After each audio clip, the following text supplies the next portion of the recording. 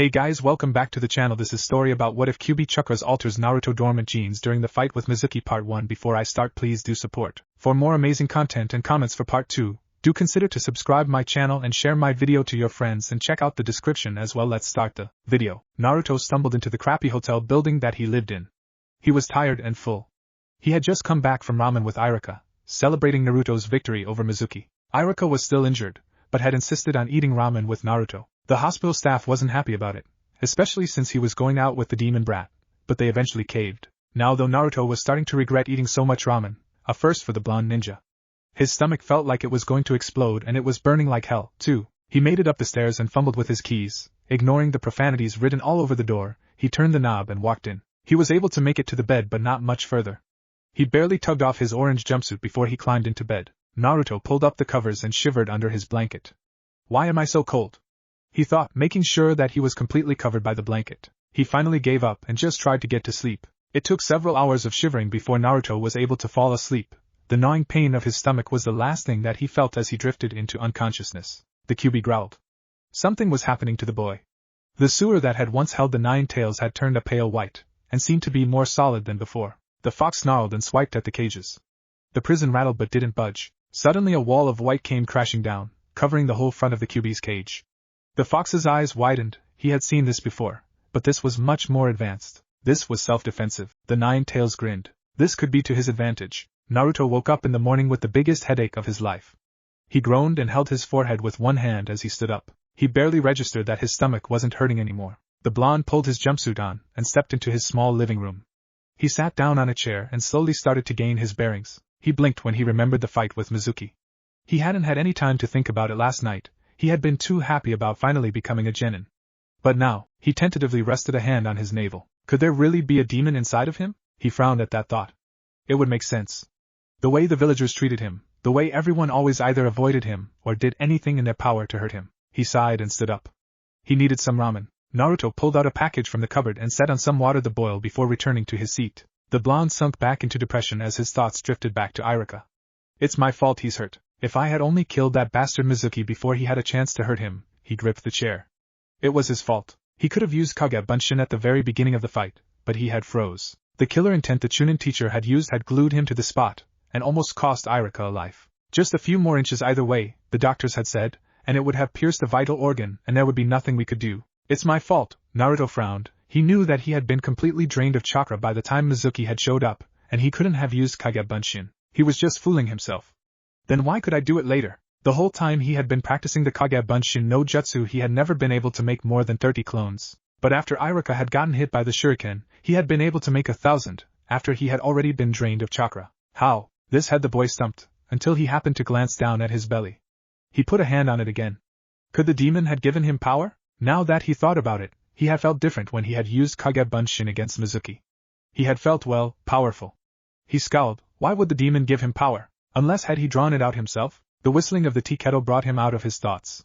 The blonde walked back into the kitchen and poured the water into his ramen bowl. He cursed as he tried to take a bite and burned his tongue. He set the bowl on the counter as he went into the bathroom to take a shower as it cooled. He walked into the bathroom and slipped off his orange jumpsuit once again, setting it on the toilet as he prepared to turn the water on. As he reached into the shower, however, he managed to catch a glimpse of himself in the mirror stationed above his bathtub. Ack! He let out as he touched his forehead. There were 2 red dots on his forehead. Naruto frantically got the soap bar out of the shower and tried futilely to scrub the red things off. What the hell? The blonde squinted at the mirror. The dots were placed right above his eyebrows, perfectly symmetrical and a fiery red. He reached up and pinched the dot that was resting above his right eyebrow. Ouch! He yelped as pain shot through his head. He now knew what was causing his headache. He scowled at his reflection for a few more moments before he made a decision. He jumped into the shower and turned the water on, nearly hitting the roof as a cold blast hit him. Naruto almost leaped out off the bathtub until he remembered that the water had to heat up before he got in. He felt like smacking himself. How did he forget that? He let out a sigh of relief as the water warmed up to a comfortable temperature. He quickly grabbed the shampoo and started to rub it in his hair. He had to take quick showers. If he used too much water, the landlord would cut him off. As Naruto ran his hands through his hair, he felt something off. His hair felt different, a little less thick than it usually was, and a less knotted than his usual, unruly blonde locks were. He passed it off as his imagination and started to rub the spots above his eyebrows. But as he looked back at the mirror he groaned when he saw that all he had accomplished was to irritate the skin around the dots, making 2 big red sores on his forehead. Naruto shut the water off and tried himself with a towel. Making sure that he was totally dry, he put on his jumpsuit and walked back into the kitchen where his cold ramen sat on the counter.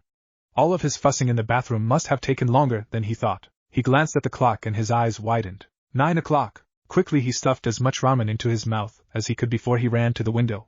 He almost leaped out when he remembered his headband. Racing into his room, he swiped the Hittite off the nightstand and tied it on, making sure it covered all of his forehead, including the mysterious red dots. Checking himself over in the mirror once, he ran to the window and leaped out onto the neighboring building. He quickly leaped off of this one also, landing on the next. As he continued jumping from rooftop to rooftop, he noticed something.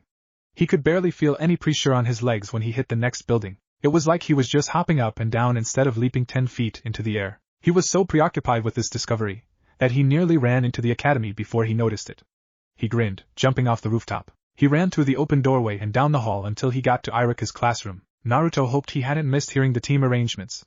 He gripped the knob and swung the door open, just as Iruka was starting to announce the first team. The Chunin stopped mid-sentence when Naruto walked in and shot him a dirty look. Naruto gave him a grin and walked up to his seat. He was mildly surprised to see Iruka here. He didn't think those old harpies would ever let him leave the hospital. He sat down and tried to listen as Iruka announced the teams. As hard as he tried, Naruto couldn't keep his mind off of the 2 crimson dots that now decorated his brow. He had no idea where they came from and he had no idea how he was going to get rid of them. He could henge over them, but any Chunin could see through his weak jutsu. He scowled. He would have to ask Sarutobi about it. Naruto rubbed his forearm. It had started to feel sore on the way to the academy and was starting to become an annoyance. The blonde was starting to worry about all the pains he had been getting lately. He had a headache and had found out he had dots on his forehead. Did that mean that he would grow little round crimson dots on his arms? He very quickly shoved that particular thought away. Shuddering, he just barely caught the mention of Sakura's name. Like the admirer that he was, the blonde quickly glanced up at Iruka, willing him to call his name. Iruka cleared his throat before he called the next name. Uzumaki Naruto. Yes. He almost jumped up and down. He was with Sakura. He would finally get her to go out to dinner with him. The boy's ecstatic moment didn't last long, however, as Iruka called the second name. Uchiha Sasuke. Naruto grin instantly was gone off of his face. Why did that team have to be on Sakura and his team? He sighed. If that stupid Uchiha wasn't on the team, he would what? The blonde admitted that he didn't know what he would do. Sakura had to like him, didn't she? Then again, she never had accepted any of his offers. She had never been overly nice to him. Come to think of it, she had never even said hello to him unless prompted to do so by himself. The more he thought of it, the more he realized that he had never had a chance with Sakura anyway. She wouldn't give him the time of day. Naruto half grinned. He had been thinking about things a lot. Then again, the incident with Mizuki had taught him that he should think things over beforehand. He had just waltzed into the Hokage office and stole a scroll that had been locked in the back, not even thinking about what his teacher had told him. He should have known that they wouldn't have another test for those that failed. If they did, it certainly wouldn't involve breaking into the Hokage office. It was now drilled into his head that he would think things through from now on. That meant that he wouldn't pursue hopeless things anymore, like Sakura, or being Hokage. This thought was shoved away. Of course he could be Hokage. It was his dream. Oh, Dobe. You're awful quiet today. Shouldn't you be at home anyway? You failed the test, don't you remember? The Uchiha prodigy decided to harass the blonde. Naruto opened his mouth to respond, but noticed that, besides himself, Sasuke and Sakura were the only ones in the room. Hey team, where's everyone else? He asked. Sasuke raised an eyebrow at the boy. They all left with their sensei. We're the only ones left. Naruto blinked. Where's our sensei? The Uchiha shrugged and turned back to stare at the door. Sakura sighed and muttered something about late people and castration, but Naruto ignored her and grinned mischievously. He wanted to be late, did he? Naruto bounded to the door and slid a chair over to it. He grabbed the eraser off the chalkboard and stood up on the chair. He was about to set the eraser up on the door when Sakura asked, "What are you doing, Naruto?" Naruto opened his mouth to speak, but after thinking it over, he stepped off the chair and let the eraser drop to the floor. If he truly wanted to become Hokage, he wouldn't be as stupid to piss off his sensei on the first day. Nothing. He walked back to his seat and sat down. He hadn't sat down for 5 seconds when the door opened and a silver-haired jounin walked in. Naruto rose an eyebrow at his appearance. The man had a black mask covering the lower half of his face, and his Hittite was worn crooked to cover his left eye. He glanced up at them lazily and gave a short, "Yo." He looked over them for a second and Naruto suspected that he was sizing them up, seeing what his genin would be like this year. "Meet me on the roof," he said simply and poofed out of the room. Sasuke HN'd and headed up the stairs, Sakura following him like a lost puppy. Naruto snorted and walked out the door. Once he got on the roof, he saw the others waiting for him. "Hurry up, Naruto!" Naruto shook his head at Sakura's scolding. He was finally seeing how she really treated him. Like shit. Naruto crouched in the bushes. His sensei was currently standing in the clearing ahead of him, reading that damnable book again. Despite the Jounin's helpless look, the man was really quite capable. Sasuke was in front of the man, buried up to his neck by an earth jutsu, and the Jounin had also decapitated Sakura with a minor genjutsu. The blonde rubbed his arm again. The damn thing was driving him borderline insane. It was burning like crazy, and every now and then he'd have sharp pains in the palm of his hand, like someone in there was trying to hack their way out with a knife. Returning to the situation at hand, he had come to a realization. Naruto had no clue how he was going to do this. The test was to get the bells away from the Jounin, whose name was now revealed as Kakashi, but Sasuke had barely touched them, and as much as Naruto hated to admit it, but the Uchiha really was a better ninja than him. Naruto sighed. Kakashi throughout the whole fight with Sasuke had never taken his nose out of his book, and had displayed speed that Naruto knew he couldn't match. He glanced at the pawn that was settled right behind the silver-haired ninja. A grin spread across his face as a plan formed in his head. After he had made his preparations, Naruto stepped out of the brush and into the clearing. The Jounin glanced lazily up from his book, but otherwise showed no signs of moving. Naruto sighed and steeled himself, before he charged. He lashed out with a fist that Kakashi caught with his free hand. Kakashi then drove his knee into Naruto's gut, making the genin gasp for air. "You're really slow," he commented as he took a step back. Naruto grinned, "And you're really stupid." Just then 10 Kage Bunshin came flying out of the pond behind Kakashi, letting loose a hail of kunai. Kakashi was able to dodge, but barely. By the time he had regained his bearings, Naruto was upon him and reaching a hand out to grab the bells. The silver-haired Jounin leapt back, creating some distance. Naruto growled. He still had that damn book. Kakashi glanced at him. "Is that all that you have?" The blonde glared and made a few seals. Kage Bunshin no Jutsu. There was a poof of smoke, and where Naruto had once stood there was now 20 clones, all of them charging Kakashi. The Jounin dodged a punch, but then had to instantly duck below a kick. One Naruto threw a kunai that connected with his back, before he turned into a log. The clones stopped attacking and looked around. He wasn't anywhere in the clearing as far as they could see. One of the clones pointed in the middle of the crowd. "Hey, look at that!" He pointed again at the small white piece of paper on the ground. "That looks like a..." The explosive tag chose just then to ignite, destroying all but 5 of the Narutos. After the smoke from the blast cleared, there was Kakashi, leaning against the stump, staring at Naruto boredly. The silver-haired Jounin yawned into his hand. Naruto scowled and ran forward, sweeping out with his legs. Kakashi easily dodged and caught Naruto's wild follow-up punch at the wrist. The silver-haired man quickly had to let go, however, as a left hook came searching for his face. The blonde tried to roundhouse kick the Jounin, but it was easily blocked with the man's spare forearm. This seemed only served to infuriate the blonde even more. Nothing was working. He had thought that his Kage Bunshin trick would have at least gotten him a bell, but it hadn't even fazed the lazy ninja in front of him. Naruto lashed out with his fist, but this time he overextended and Kakashi kicked his feet out from under him. He slammed into the hard ground and it took him a few minutes to get up again. When he was finally standing straight up, he sent his sensei a fierce glare. This test was impossible. Naruto almost charged again, but thought better of it. He would just waste time and energy. If only there was someone else. His eyes widened, but he quickly covered it up. Sasuke was just on the edge of the clearing. If he could distract Kakashi long enough, he might be able to get over there and bury him out. Naruto grinned at his sensei, before running towards the tree line. Kakashi was internally frowning. So far his new team had been pretty unimpressive. Sasuke was a loner, and wouldn't ask anyone for help. Sakura was a fangirl and was more concerned about her makeup than about being a shinobi. And Naruto, well, he didn't know what to think of Naruto.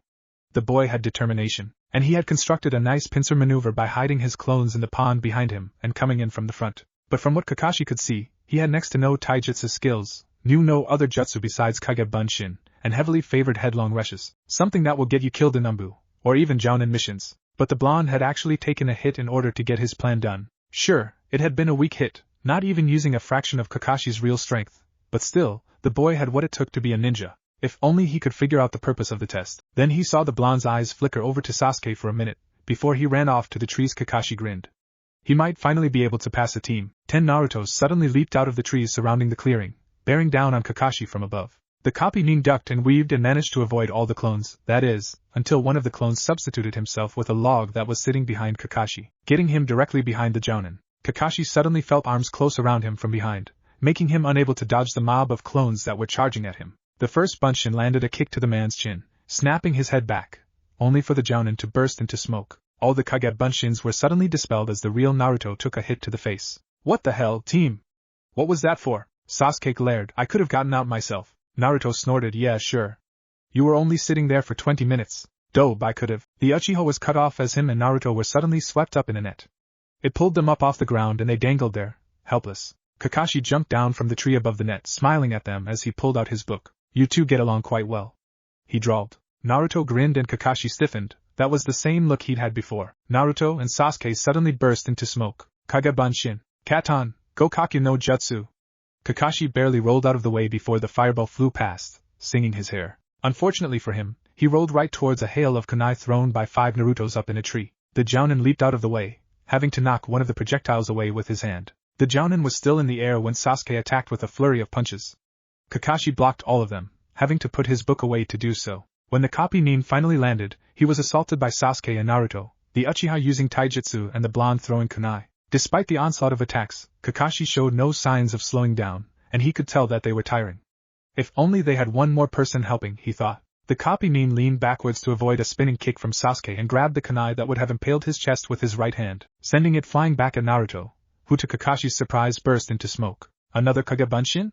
But then where's the real? The Jounin's eyes widened when he took a step backwards and felt a thin wire snap against the back of his heel. The nin rolled instinctively to the right, and avoided the rain of kunai that came down from above. He stood up and had to avoid another fireball from Sasuke by leaping to the right. The real Naruto's been setting traps while his clone has been tricking me. I've been so absorbed into dodging their attacks that I failed to notice the switch. They could pretty much do anything now. I have no idea where Naruto is, but then again. He looked at Sasuke, who was bent over trying to recover some energy. Sasuke's almost completely drained of chakra, and seeing all those Kage Bunshin Naruto has made, he has to be nearing his limit as well. Naruto jumped down from the trees and landed in front of Kakashi. The copy nin shook his head and sighed. Naruto, he started, you do know that you just ruined a perfect opportunity to catch me by surprise? The boy smiled. Yep. He threw a kunai off to his right, cutting a rope that had been concealed in the brush. Kakashi's eyes widened and he tried to dodge, but this time the infamous copy ninja was a little too slow. The loop that he had been standing in caught his ankles and tightened, lifting him off the ground. Yeah! Naruto cheered.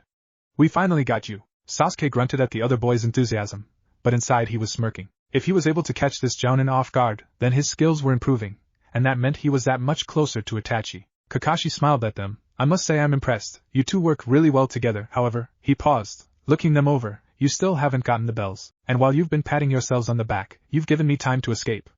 The Jounin suddenly disappeared in smoke, leaving only the dangling rope where he had been. Naruto's jaw dropped. They'd had him. His fists clenched as his anger grew.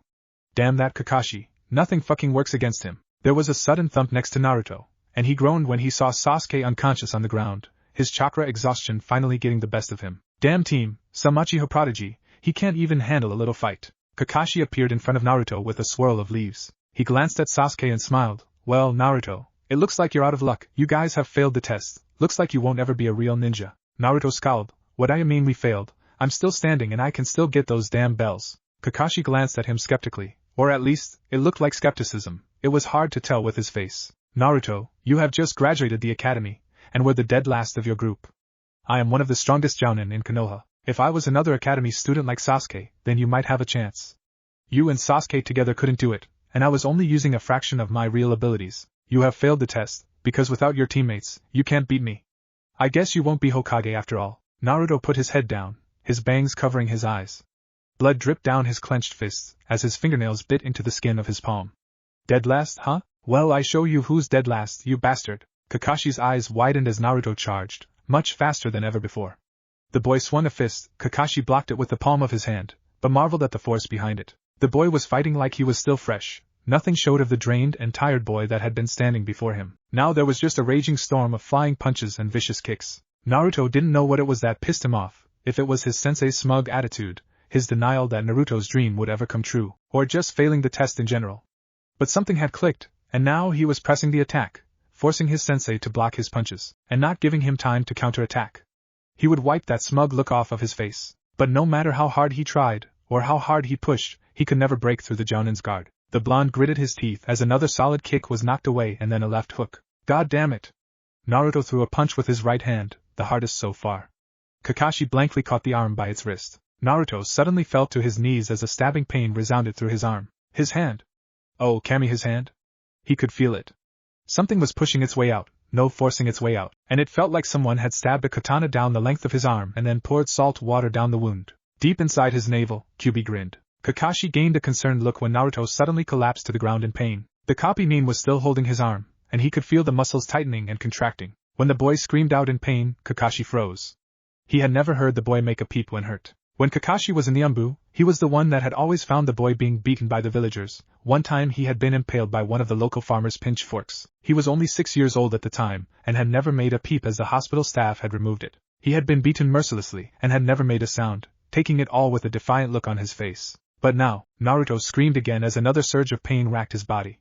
He had never felt anything like this before. He had been attacked and hurt in every way imaginable by the villagers. They had even placed a bucket of sulfuric acid above the door in his apartment so that when he walked in it dumped on him. He was in the hospital for a whole week after, the longest he'd ever been in one. But that had felt like nothing compared to this. He felt the muscles in his arm convulse, and something almost as thick as his wrist came shooting out of his arm. The thing was razor sharp and it had shot out before Kakashi could react. There was a thump. Blood was spilt. Sarutobi rubbed his temples as he dejectedly stared at the mountain of paperwork that had decided to position itself on his desk. Really, the man that had created the dreadful thing called paper had to be directly related to Satan himself. Or at least that was the Sandame's thoughts.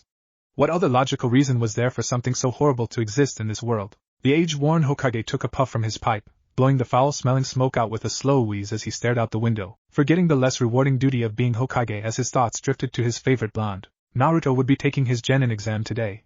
Well, he was probably close to finishing now, and Sarutobi was concerned about him keeping his status as a shinobi of Konoha. If Naruto had been on any other team, with any other sensei, Sarutobi wouldn't have given a second thought to the idea of him not passing. But he wasn't on just any team with any sensei.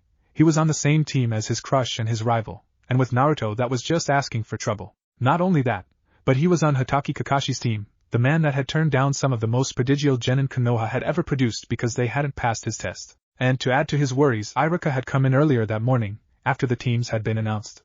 He had reported that Naruto had been acting strange. Those who knew the blonde boy would expect him to be aesthetic to finally be a genin of the leaf. It was the first step on the way to his dream of being Hokage. But Iruka had reported that the boy had been late for class, not that this was unusual, but one would expect a little more punctuality on such an important occasion, and that he had been reserved through the listing of team assignments, staring off into space or absently tugging at his newly acquired headband that now rested on his forehead. The last thing Iruka had said was that the boy had made no visible reaction to being placed on the same genin unit as Hiruno Sakura and Uchiha Sasuke. This greatly worried the Hokage. There was not a time that he had visited Naruto that the boy was not going on and on about the pink-haired girl. He was always saying how great his Sakura-chan was and how he hated the Uchiha team. Sarutobi sighed and stuffed some more tobacco into his pipe, relighting it after it was subsequently filled with the ill-scented substance. He only had a change to take one puff before one Hatake Kakashi walked through his door without knocking. Sarutobi noted that the copy was missing the orange-covered book that usually occupied his attentions, and blinked when he noticed that there was a deep gash across the man's cheek.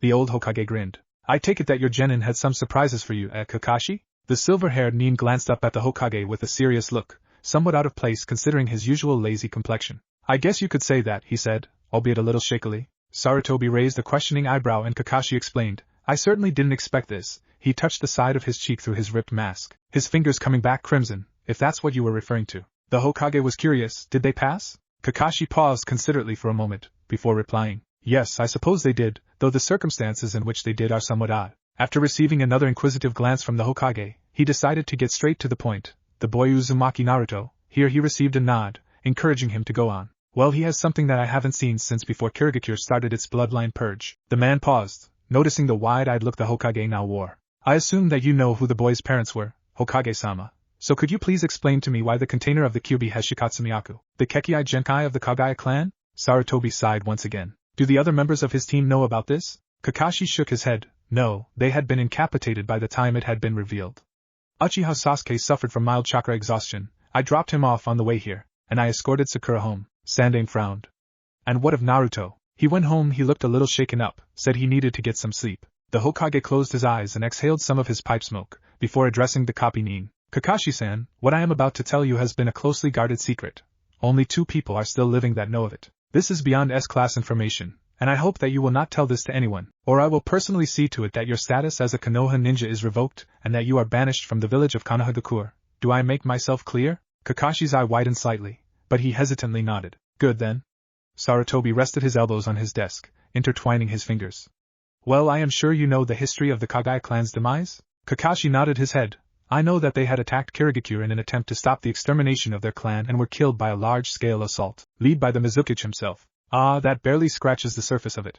Sarutobi poured himself a glass of water from the jug he kept beside his desk, offering Kakashi one also, who politely refused. Quenching his thirst, the Hokage continued. You are correct in saying that the Kaguya clan attacked Kirigakure, and that the bloodline purge was part of the reason. I don't understand, Hokage-sama. The Sandaime shook his head lightly. I would expect not, it is not common information, but the Kaguya clan head, Kaguya Hikyu, was partially insane during the end of his reign.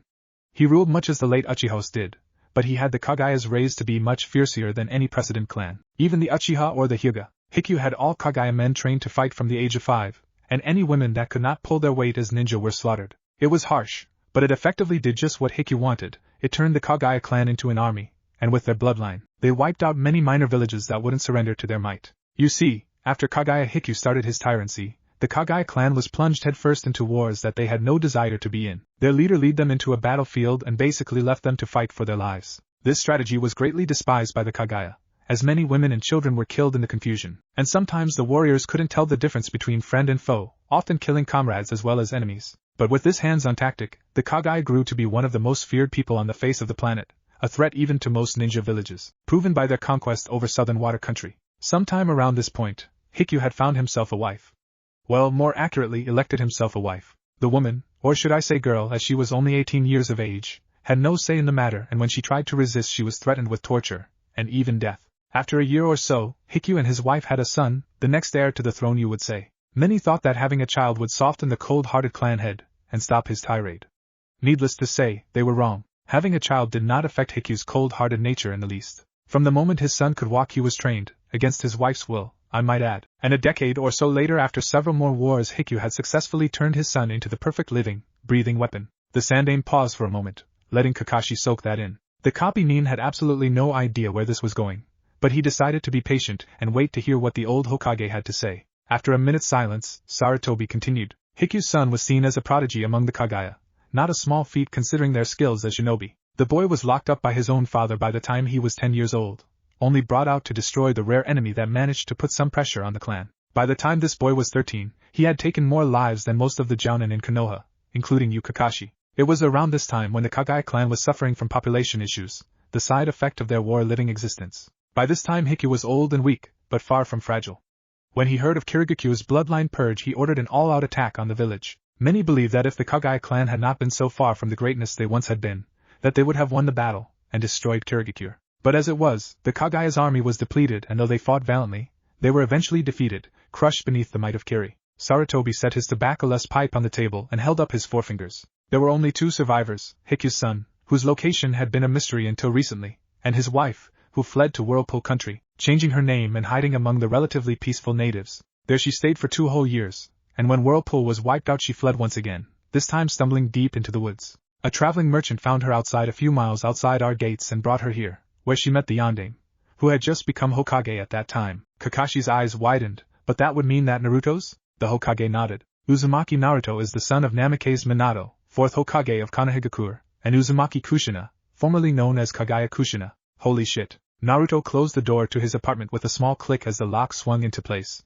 The blonde flipped the light switch on and walked over to his bedroom, falling backwards onto the mattress and staring absently at the ceiling. Resting his right arm across his chest he heaved a great sigh and brought his left hand up into his view. In it he held a 3-foot-long, 2-inch-thick piece of white something. His first thought would be to call it a bone, but that couldn't be right. Who ever heard of someone's bone shooting out of their arm? Then again, they could have spoken about it during one of the academy lectures. He had never really listened to those. He was usually either sleeping or planning his next prank while Irika was teaching. Now that he thought of it, he could vaguely remember something about people being born with special abilities, something called Kikoi? Kekika? He scowled. He could quite remember the name. He thought about it for a moment longer before snorting. I've been born with something, but it sure as hell ain't special. He self-consciously rubbed his navel. And besides, even if this is some kind of ability from it, I'll never use something that came from a fucking demon. Trying to quell his anger, he slowly stood up, grunting with the toll it took on his sore muscles. He hobbled to the bathroom and closed the door. Slipping his clothes off, he quietly walked over and turned the shower head on, this time remembering to wait a minute for the water to warm up. Carefully stepping in, he closed the shower curtain and relished in the heat the hot water brought to his cramped muscles. The blonde rolled his neck and stretched his arms above his head. Putting his hand out to lean on the shower wall, he stood in the relaxing warm water for a while longer before he started to wash himself, grabbing a bar of soap as he scrubbed his body. After he felt he was sufficiently clean, he grabbed a bottle of shampoo, squirting a teaspoon-sized glob onto his palm and smashed it into his hair, rubbing it in with his hands. As he ran his fingers through his hair, he once again noticed something off. His hair was usually mangy and unmanageable. He usually had difficulty cleaning his hair because of the fact that it was constantly knotting up. But now, his fingers slid between the strands without resistance, the shampoo washing out easily instead of getting caught in the wire mesh that was usually his hair. He turned, frowning to look in the mirror, almost falling over when he saw his reflection. When the hell had his hair gotten so light-colored? He hesitantly grabbed a lock of his hair, studying it. Cammy. When he had left for the academy that morning, his hair had been its usual dishwater blonde, but now it resembled Ino's hair color. In fact, it was so light-colored that the end of each strand of hair almost looked white. He sneered at the thought that it almost made him look like that bastard Mizuki. If that wasn't enough, Naruto almost smashed the stupid mirror when he found that those annoying red dots hadn't disappeared off of his forehead. He growled under his breath.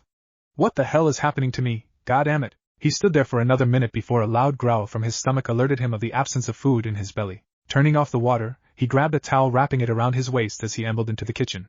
He had to get something to eat if he was going to be able to do anything. Naruto strangely felt against having his usual favorite, so he skipped the instant ramen cupboard and opened the fridge, looking for something within its meager contents. He finally grabbed a half-full carton of eggs, a few slices of cheese, and a large chunk of meat of some kind. He shrugged. It was probably a gift from the Hokage or something. The old man had been constantly on him about his diet ever since he had become an academy student. He searched the cupboards and found a pan that wasn't too dirty. He turned his single-burner stove on low and set the pan on top of the burner, tossing in a small hunk of butter before returning to the counter to grab a pair of eggs, cracking them open and dumping the insides into the pan. Also, he sat down at the counter as the eggs cooked and checked the meat carefully.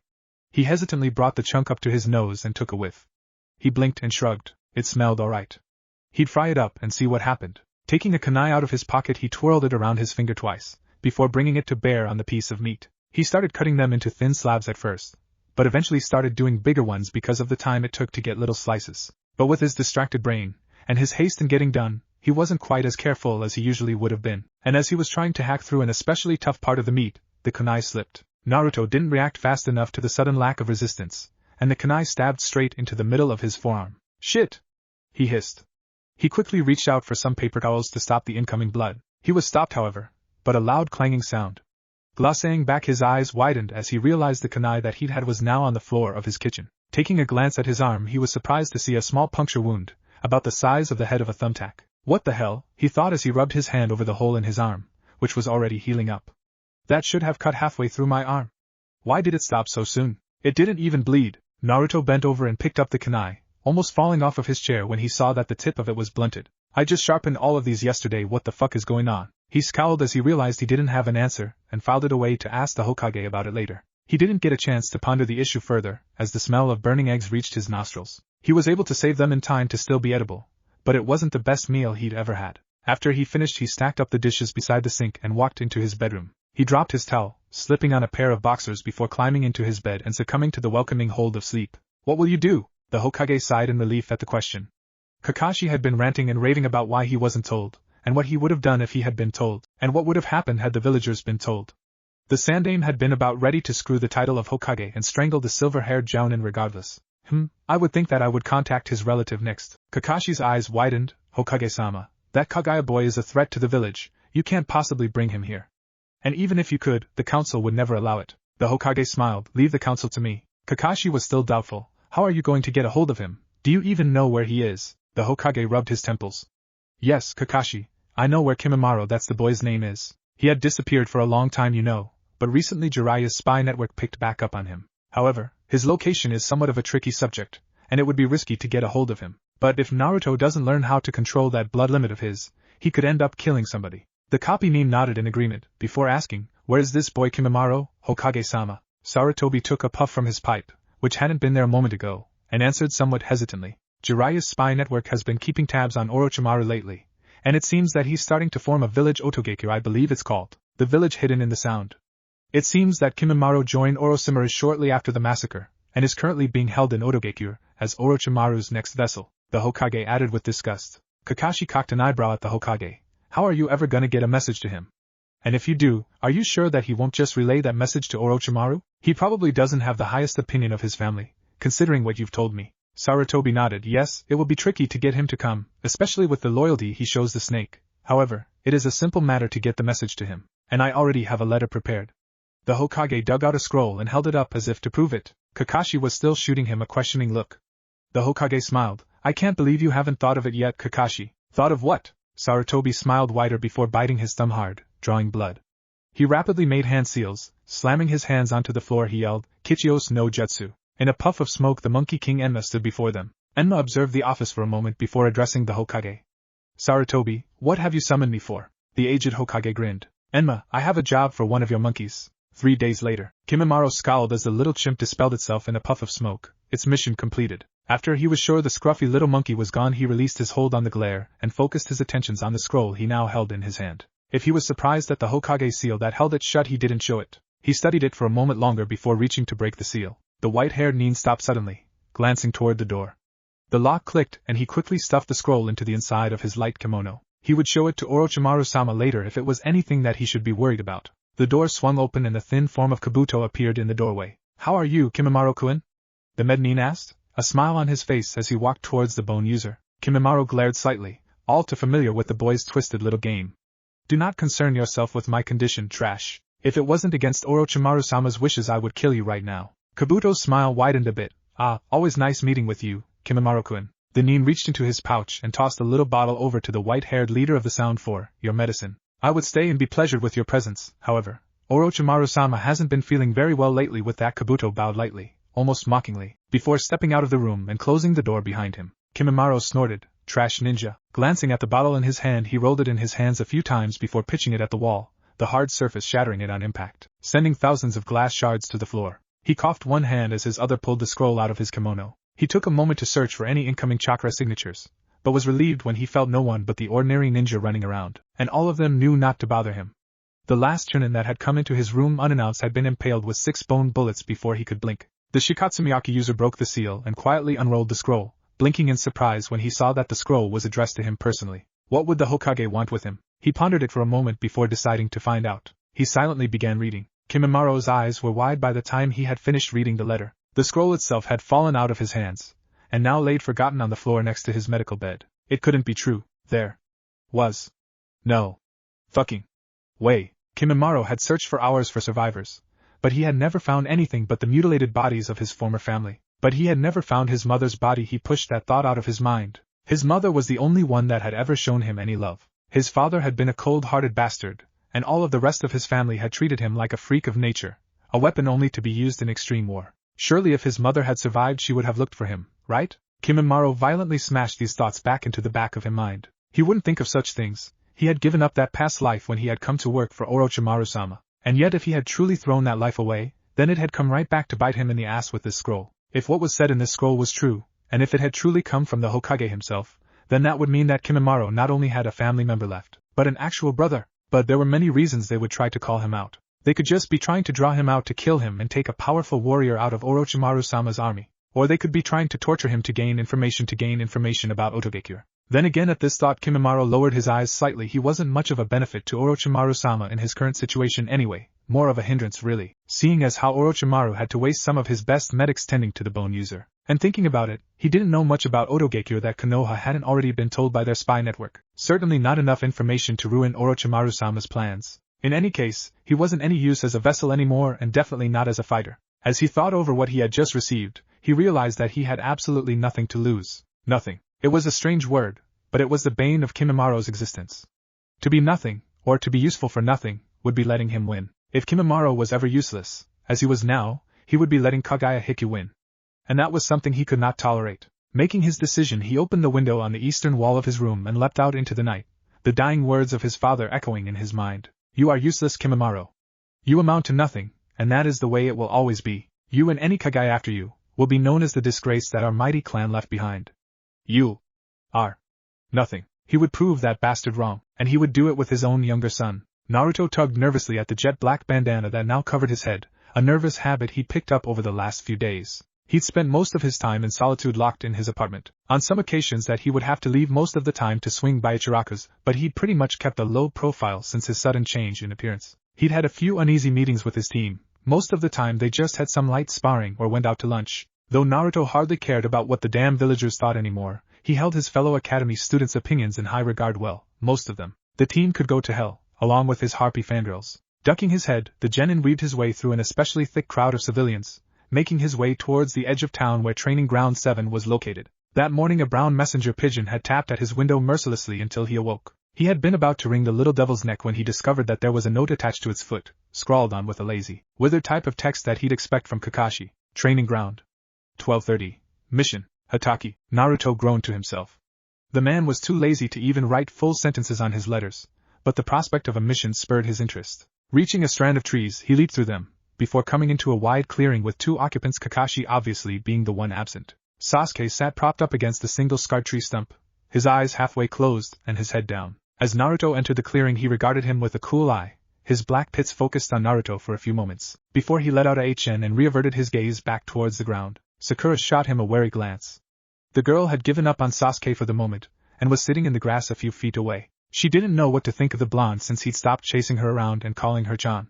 It was very sudden, and it was almost saddening. He had been her most loyal admirer, and one day he just quit. Naruto sighed and collapsed against a large rock just a few feet away from the Uchiha. The boys had developed a sort of silent understanding, even if Naruto still thought the Uchiha was a bastard during the previous team meetings. They had often eaten in silence away from the rest of their team though. Part of this was because Naruto wasn't really comfortable around Kakashi since he almost killed him. Naruto could see the pain in the other boy's eyes.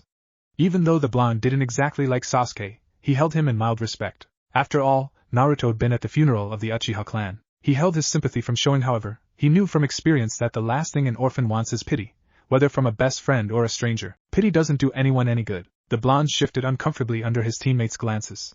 They had stopped vocalizing their questions about his new headwear, but that didn't keep their eyes from asking. Deciding to get the attention off of himself, he sat up. "Oi, did you hear something about a mission?"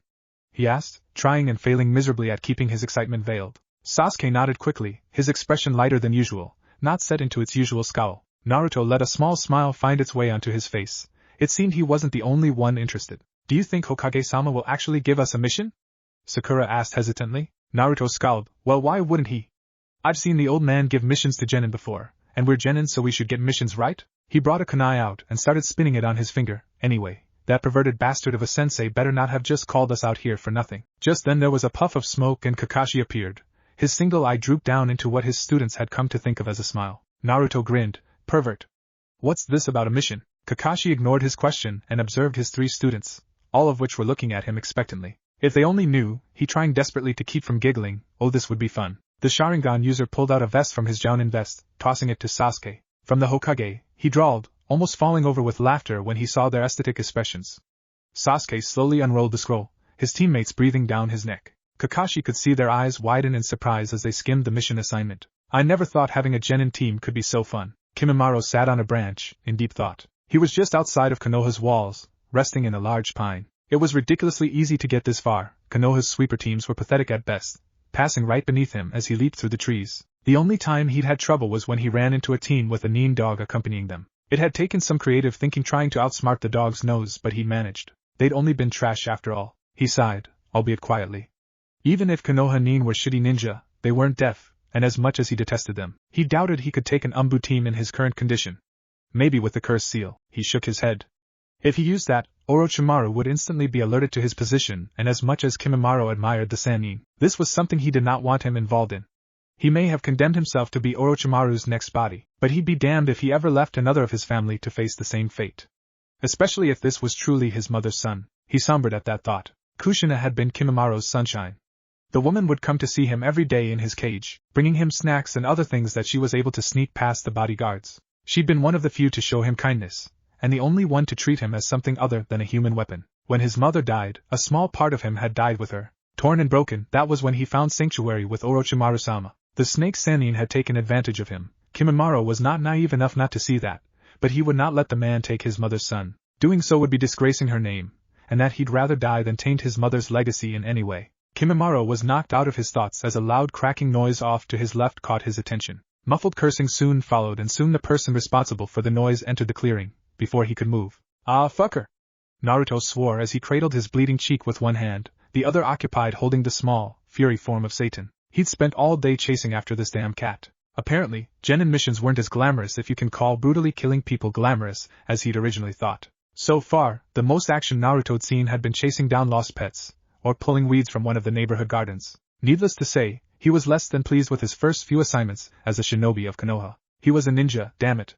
He didn't go through the horror of the academy to learn how to skin potatoes. He readjusted his grip on the little hellspawn that they'd been told was a cat, so that he had it by the scruff of its neck, where it couldn't do any more damage to his arms or his already thrashed orange jumpsuit. Naruto leapt up into the trees, breaking his way through the branches as he made his way back toward Konoha.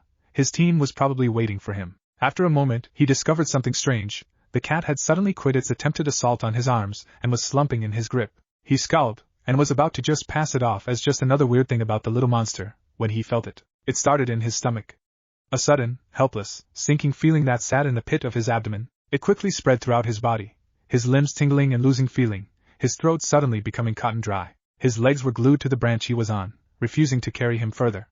He repressed a shudder as the feeling surged, a great weight coming onto his shoulders. He faintly registered that he'd let go of the cat at some point. He'd felt it before, but never this intense. Killing intent. One of the most basic ninja skill, but also one of the most useful. Killing intent could completely immobilize any person, ninja or not, if used correctly. Most Zanbu captains would swear by it. The intense chakra concentration penetrated a person's mind and stimulated either extreme fear or helplessness. Perfect for the use of shinobi. Naruto was currently on the wrong side of a burst of the ki. He was no stranger to the feeling. Many people detested him and not a few of them were ninja, so he'd had his share of experience with the stuff. But this killing intent was much more potent than he'd ever felt any of the Konoha jounin conjure up. He was able to turn his head enough to see his mind assailant. His eyes widened and his muscles tensed when he saw the appearance of the other nin. The man looked to be around Kakashi's height, though it was hard to tell the way he was curled up on that tree branch. He wore a loose white medical kimono that opened low, revealing the bandages that covered his chest. He had a pale complexion, and his dull, cold gray eyes seemed to pierce right through Naruto as he stared at him. They were the eyes of a killer. Despite his intimidating form, that was not what held Naruto's attention. No, what the boy was focusing on was the man's silvery white hair that hung down from his head in thin strands, and the two distinct crimson dots that framed his forehead. No way. Naruto fought the urge tremble as the weight in the air increased, forcing him to his knees. The white-haired man snorted and the ki lessened slightly. Just more trash, he heard the man mutter, before the killer intent surged again, stronger than before. Then, the man held out his arm, and a bone emerged from the back of his wrist. Naruto did tremble this time, though not because of the influence of the killer intent. No, he reacted on fear, just plain terror. He tried desperately to move as the man leapt down, but to no avail. The taller man was standing right in front of him now, his attention focused on the younger genin. The man brought down his arm, the bone blade came swinging down on him, like a pendulum from hell. Shit! Naruto's desperation gave him enough strength to roll away from the death blow, but he was too unfocused to catch himself as he slammed into the ground hard. The boy looked up to find the man leaping down from the tree, his feet making indents in the ground as he landed. He didn't have the power nor the time to put up any kind of defense, as a sharp kick impacted with his face. The loud crack resounded through the forest as Naruto was sent flying a few feet away, rolling to a stop against a large rock. It was by sheer force of will that Naruto was able to get himself to his feet. The killer intent was still strong, but the pain in his face and back was distracting him somewhat. But that wouldn't last for long. He could already feel the stinging in his jaw go down to a small ache as his healing ability kicked in. Run, damn it! His legs trembled and took a few steps, but refused to further follow his commands as the nin appeared right in front of him. The suddenness of his approach caused Naruto's legs to finally give out from underneath him, and he soon found himself on his ass. The man brought up his unarmed limb and delivered a vicious punch to Naruto's chest. The boy felt the air leave his lungs in a big gust, and was too dazed to react to the backhand that caught him in the cheek, sending him flying. He tumbled to a stop, and propped himself up on his arms, staring fearfully at the man who apparently was going to kill him. But then he realized something. The bastard was smiling. Naruto's eyes widened for a moment, before his fists clenched in anger, a low growl escaping his lips, the killer intent suddenly relinquishing its hold on him. The asshole didn't think it was enough to just kill him, but he had to play with him too? Well, he'd show this bitch what you got for messing with Uzumaki Naruto. Free of his previous restraints, he took out a lone kunai and charged, a scream tearing itself from his throat as he approached the other nin. If the other man was surprised by his charge, he didn't show it, and calmly blocked the kunai with his bone sword, which was still attached to the back of his arm, extending a few feet beyond the length of his hand. Naruto brought his other hand around, hoping to catch the man off guard, but to no avail. The white-haired nin easily latched onto his fist with practiced grace, and in the same motion planted a kick in Naruto's chest. The boy was sent sprawling, his kunai flying from his hand as he desperately tried to get back into position to block, but couldn't in time to stop elbow that slammed into his solar plexus, stinging his abdomen with pain and knocking the air out of him for the second time. Through the haze of pain, Naruto was able to see the man disappear suddenly. There was a flash of white, and a sudden pain flared on the back of his neck. Then everything went black. Kimimaro scowled at the orange-clad ninja he just knocked out. He had to admit, he was surprised at the genin's performance. The boy had managed to move under the killer intent barrage he'd put him under, and had actually been able to attack, which was a feat in and out of itself, certainly for a genin. But that, of course, was not what piqued Kimimaro's interest. The boy, as he was looking down at him now, was no worse for wear than when he had first wandered into the clearing, which made no sense whatsoever. The single kick Kimimaro had delivered to the boy's face should have broken the boy's jaw and, more than likely, a few teeth. But now that he observed him, there wasn't a single mark on him in that area, or anywhere else on his body. Kimimaro had dealt out 3 hits to the boy's chest during the course of their little fight. With the freakish strength his dense bones added to his attacks, the boy's ribcage should be in horrible condition right now, but he'd examined the boy, and not a single thing was out of place. The former sound Nin could tell that the boy had some sort of healing ability, by the way his bruises were already losing their purplish color, but the speed that they were healing was not equivalent to the speed that the bones must have healed, and Kimimaro highly doubted that this ability would work faster repairing complex internal injuries as opposed to simple external scratches. That meant that they must not have broken. His scowl deepened. That would be impossible. There was no way, with the force he had put behind his blows, that nothing had broke. When Jugo had gone berserk, it had been Kimimaro that had to stop him, and even in his demon form, his forearms had broken when he tried to block Kimimaro's attacks. The only way to avoid it was to use extreme chakra to reinforce the limbs, which he was certain this boy could not do, or his eyes widened slightly and he placed a hand on the boy's bandana-covered head, ripping the garment off, revealing pale white hair, and 2 crimson dots stationed above his eyebrows. Kami-sama, this boy, he was his brother. Kimimaro slumped to the ground gracelessly. If this boy was along with himself the last of the Kaguya, then they really had fallen far. This boy could hardly be considered one of Kimimaro's clan. It wasn't fair that this be all that was left of his mother. Then again, Kimimaro had learned long ago that things in life were hardly ever fair. But for this trash to be the last that was left of the only person he had ever loved, it hurt. The boy dressed in orange for Kami's sake. Any decent ninja knew that you do not dress in bright, vibrant colors when on missions, even minor ones, which his apparent half-brother had obviously been on. He snorted. Even the thought of being related to this boy made his nose wrinkle in distaste. In the letter he'd received from the Hokage, it had said that his relative probably wouldn't be what he expected, and he'd heeded the warning and prepared himself. But even he had never expected this. The boy was the son of the Yondaime Hokage, one of the greatest ninja ever to arise in the shinobi nations, and his own mother, who was one of the most potent users of the Shikatsumiyaku.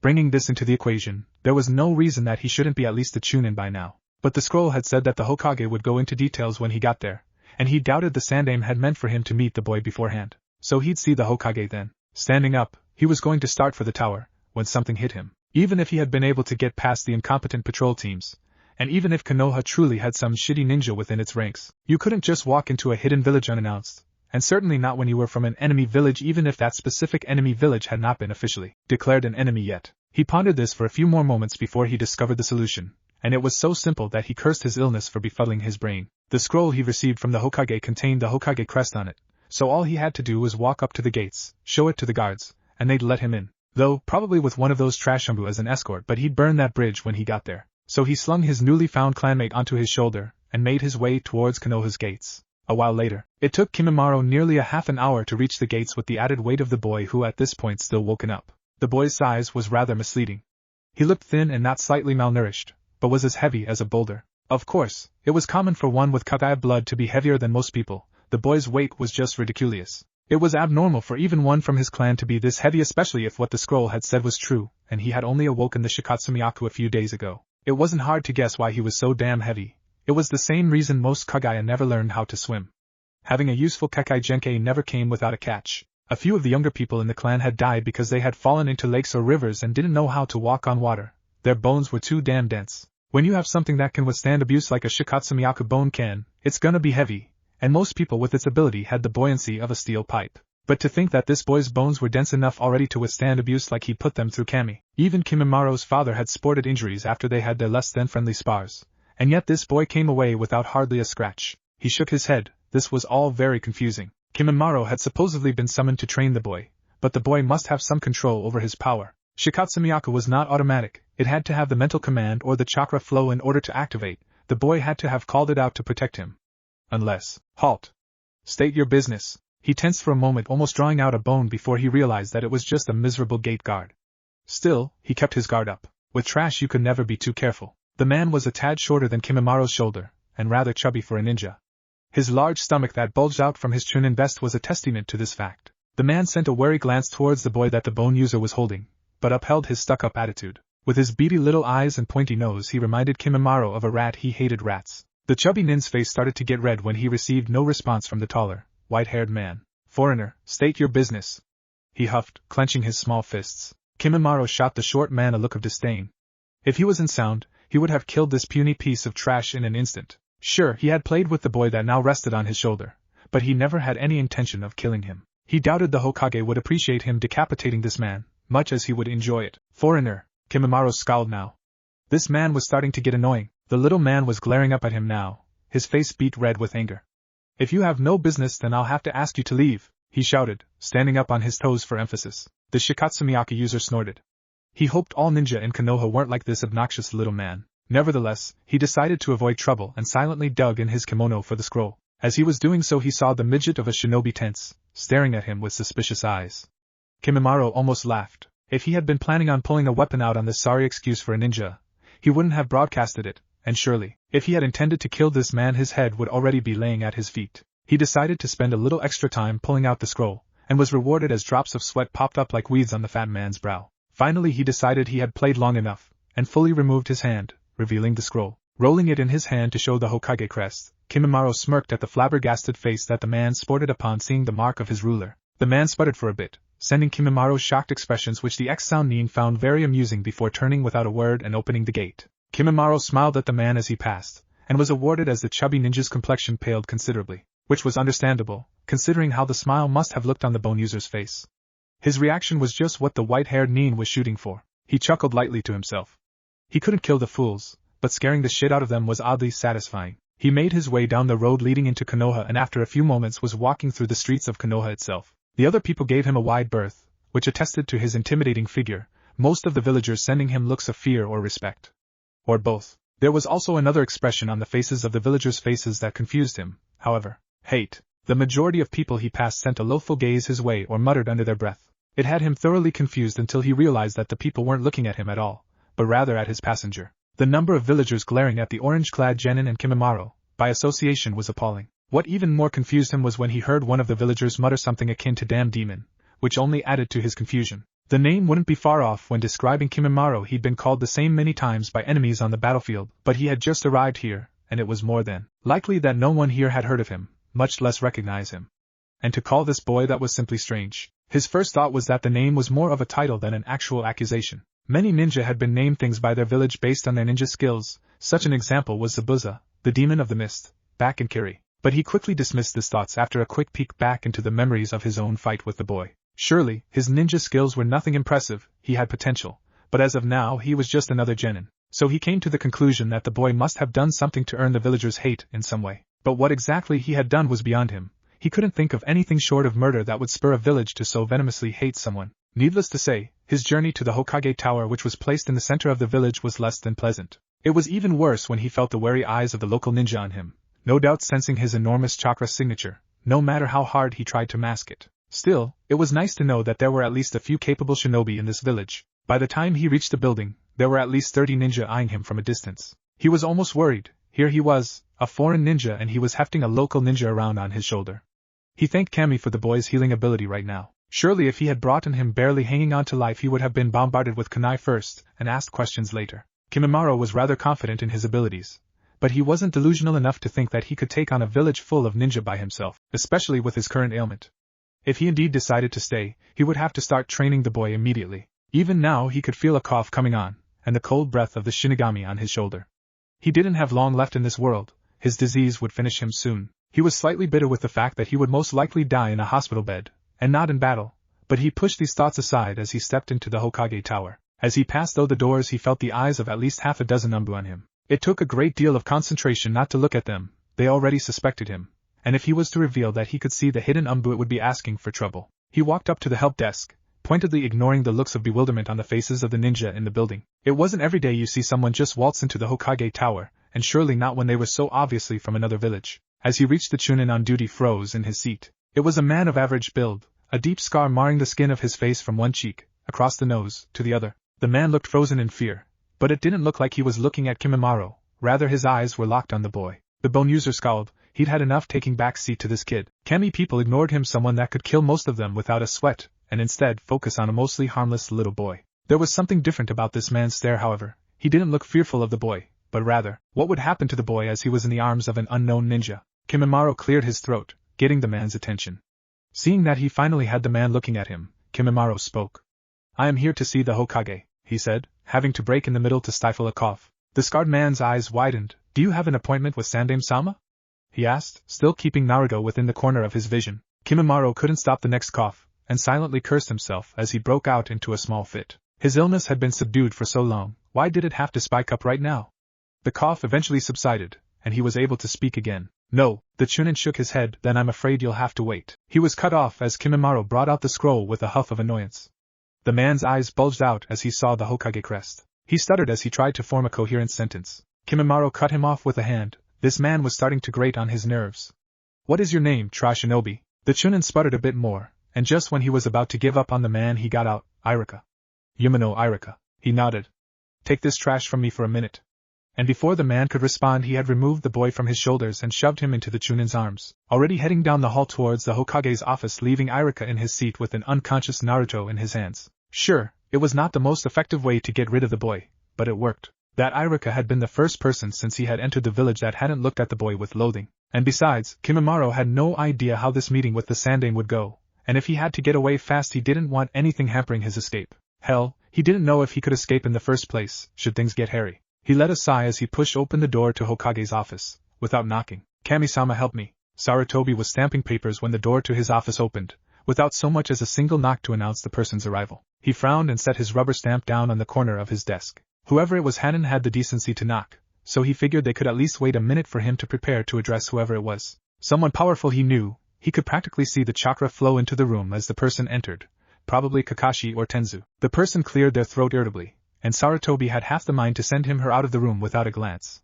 but decided that he may as well get it over with, as he wanted to spend as little time with this impatient person as possible. So he looked up, and barely had time to catch his pipe before it fell from between his teeth, a side effect of his dropped jaw. Now when he had sent that letter into Orochimaru's fortress, by all accounts he was very skeptical as to whether he would even be acknowledged, let alone responded to. But never, in his wildest dreams, would he have expected the person, one of Orochimaru's most loyal followers, even to be standing in his office. Barely 5 days later, he managed to compose himself after a few moments, and motioned for the white-haired young man to sit down, to which he complied. The man's face was stony, but Sarutobi could swear he saw the ghost of a smile of amusement. They spent the first few moments in uncomfortable silence, neither one of them wanting to start off. After a while Sarutobi eventually folded and decided that he had better introduce himself. Sarutobi Sasuke, Sandaime Hokage and leader of Konohagakure, he said with a small bow of his head. I appreciate that you have decided to visit. He let it hang for a moment. The man looked slightly confused for a moment, before a look of realization came onto his face, and he shifted in his seat. Kaguya Kimimaro, he said indifferently. The Sandaime gave him a light smile. It is a pleasure to meet you, Kimimaro-san. It was subtle, but Sarutobi raised an eyebrow when he saw Kimimaro stiffen at the title. He shouldn't have been surprised, given the poor boy's background, but it was saddening to see him so uncomfortable with the term of respect. After another moment of silence, Kimimaro finally chose to speak. I received your letter. The wizened Hokage flashed him another polite smile. Yes? The Shikatsumiyaki user closed his eyes for a moment, and sighed, the action making him suddenly look very frail. I'm too tired to discuss everything right now, but tomorrow, I want to speak to you. You better be able to convince me that Trash is really my relative. The Sandaime scowled. It was hard for him to hear Naruto spoken of in such a way. But he supposed beggars couldn't be choosers. He would rather have an ass of a mentor for the boy, than none at all. I assure you that I can. He took a puff of his pipe. And if you were wondering, he gave Kimimaro a look. His name is Naruto. The Shikatsumiyaki user tilted his head slightly in silent amusement. Fish cake? The Sandaime sighed. The name was, I think, referring to Maelstrom, he said dryly, but knowing his father's obsession with ramen, the wizened man shook his head. In any case, I can arrange for you to meet him tomorrow. Kimimaro let out a quiet scoff. I have met Naruto. Saruto blinked. Pardon? Another ghost of a smile appeared on the bone user's face, but it was gone so fast it could have just been Sarutobi's imagination. Yes, I met him as I was entering the village. I engaged him and brought him here after he lost consciousness. Here Kimimaro scowled. His ninja skills are quite pathetic, really. Sarutobi sighed once again, choosing to ignore the fact that the man had fought one of his ninja. Besides, he doubted Naruto was hurt, suddenly seeming much older. Yes, he has lived a hard life. I could find no one willing to teach him. Kimimaro shot the man a suspicious look, but waited for him to continue. The villagers, well, they do not see him as what he is. I am sure you saw the looks when you brought him through the village. Kimimaro nodded slowly, not sure where this was going. The old man paused for a second, before changing his approach. No doubt you have heard of the Kyuubi attack 12 years ago, when our Yondaime Hokage risked his life to defeat the fox. That is what is told outside of our village anyway. He took a long drag on his pipe. It saddened him to talk about that day, even now. But what you most likely do not know, is that even the Yondaime could not defeat the Kyuubi. The yondaime couldn't defeat the fox, so he sealed it away. With lesser bijou, there have been cases in which the demon is sealed inside something, such as a vase or an ornament, but the Kyuubi, the strongest of the bijou, could not have been killed, nor sealed into a simple object. The yondaime knew this beforehand, so he prepared. He was a seal master, and with my student he prepared a seal that would lock Kyuubi in a human being. He sacrificed himself to the Shinigami, in order to seal the Kyuubi into his son. Namely Naruto. The Sandaime watched the Kaguya warily as he finished his condensed version of the sealing of the Kyuubi, wondering if he would show the same hate as the villagers did. He was slightly perturbed to find that the man's face held only a look of blank interest. Of course you can't kill a demon, muttered the bone user. To think that Konoha ninja could be so foolish to think that a mere man could kill a monster that could destroy a mountain with a look. But if the demon was truly sealed inside the boy, it could have some effects on his use of the Shikatsumiyaku, which might explain the abnormal maturity of Naruto's bones. It could also explain his healing ability. He silently grinned to himself. This could seriously help the boy. By the time Kimimaro was done with him, he'd be able to give even Orochimaru a run for his money. But there was still something that bothered him. You still haven't explained why the villagers hate him so much, he said, genuinely confused. Sarutobi smiled solemnly. But I have. He set his pipe on the table. The villagers hate Naruto, because of the very reason he protects them.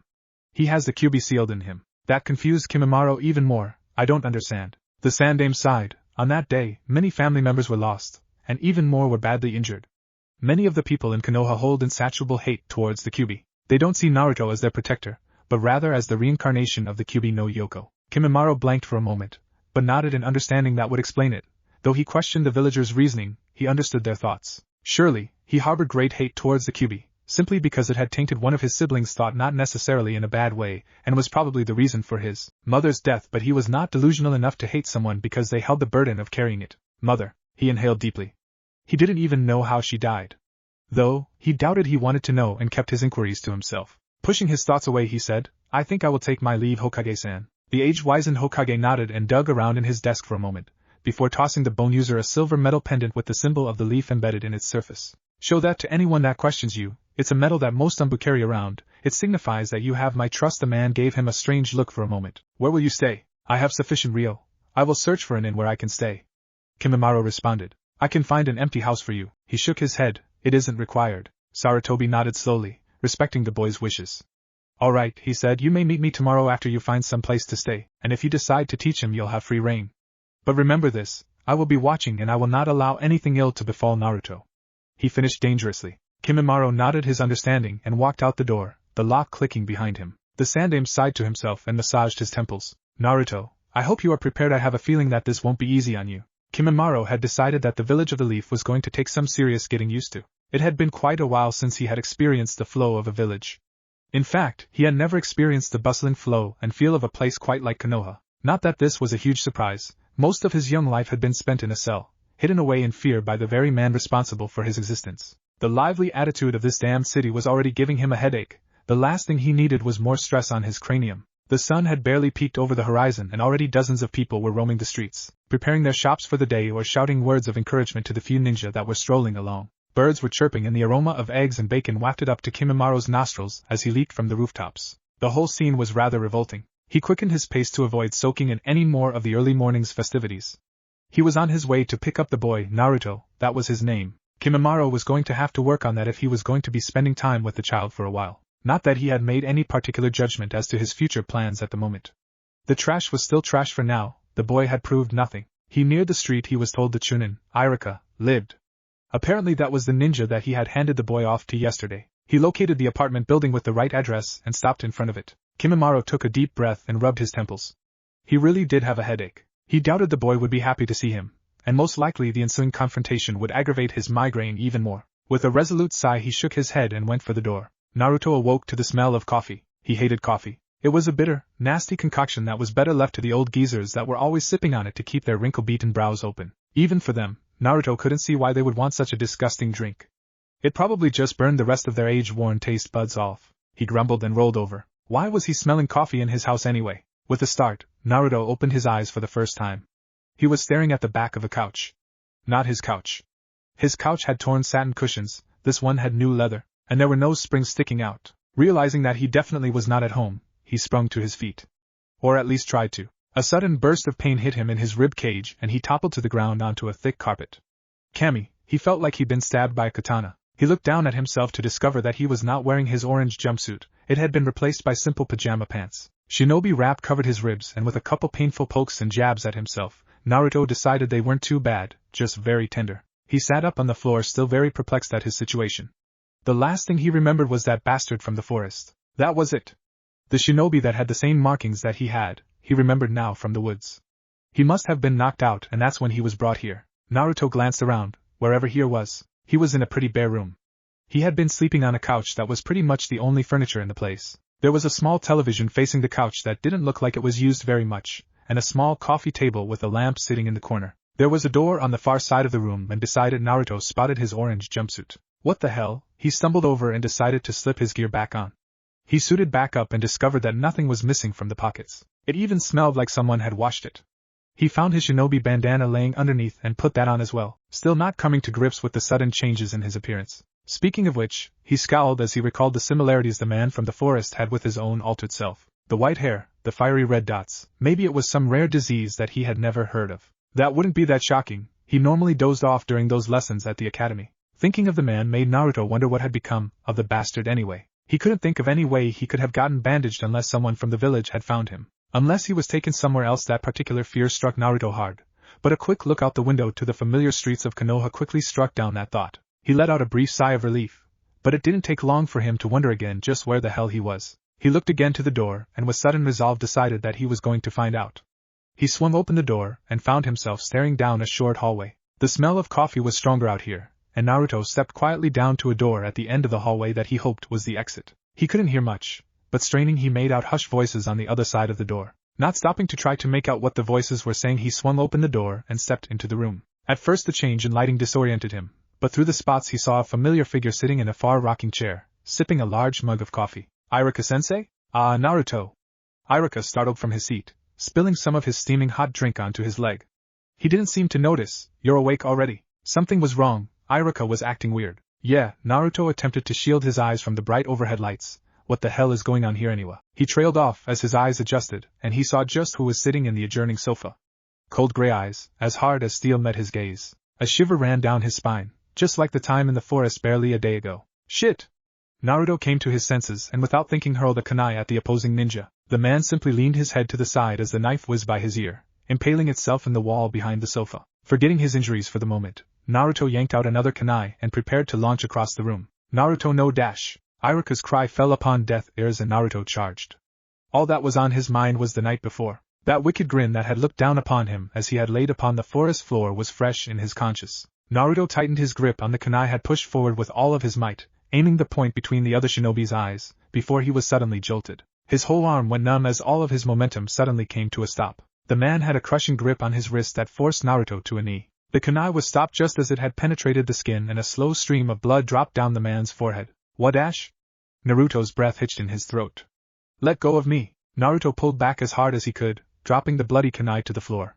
The shinobi held his wrist for a moment longer before scoffing. Trash! Naruto suddenly was released, and the absence of resistance landed him on his rear end. A long, pregnant silence passed as the two locked gazes. Naruto's own bright blue eyes seemed to be swallowed up by the cold gray pits of the other man's eyes. Iruka watched the scene silently from the couch. He was attempting to look neutral, but his tense posture gave away his anxiety. It took Naruto a good minute to steady his breathing, but he doubted his heart would stop pounding for a long while. Who are you? His whispered question deigned no response from the shinobi. His hard gaze did not falter in the slightest. Naruto, Iruka interjected. He looked hesitant to speak up, and his voice was hushed as to not disturb the silence of the room. Why don't you sit down on the couch? There's a lot to explain. No, Naruto replied quickly. Tell me what the hell is going on. His gaze shifted back to the silent shinobi on the couch. He hadn't bothered to wipe away the blood. It was dripping on the couch, leaving a dark stain on the cushion. The man still did not respond. Naruto's fear was starting to wear away. He wanted to know why this man was sitting there. He wanted to know why Iruka was giving him that strange look. He was tired of being kept in the dark. He was going to find out why this bastard was sitting in his sensei's living room and why some ninja from the village hadn't taken care of him yet. Fucking talk, damn it! A small smirk. Who the fuck are you? The man stood then, towering over Naruto. He took the sleeve of his medical kimono and wiped his face, smearing blood across the fabric. He gave Naruto another heart-piercing stare. My name is Kaguya Kimimaro. He leaned in close. Some blood was still smeared on his cheek. And I am here to show you how to be a ninja. So, what the fuck do you want me to do again? I want to see your power, trash. It's not that difficult of a request. Naruto frowned. He was currently standing in the middle of Training Ground 13, facing the man he had come to know as Kimimaro. The ex-Sannin had not told him much about himself, only that he was going to train Naruto with his new abilities, which apparently Kimimaro possessed as well. Naruto was reluctant to trust a man that had tried to kill him less than a day ago, but Iruka had told him that the idea had already been cleared by the Hokage. And hell, if Ajisen was okay with it, he doubted that he would be in danger. But still, the man standing before him was rough around the edges. Must I repeat myself again? Kimimaro asked irritably, show me the bone blade that almost killed your sensei. Naruto hesitated at the mention of the incident. It was still a sore spot for him.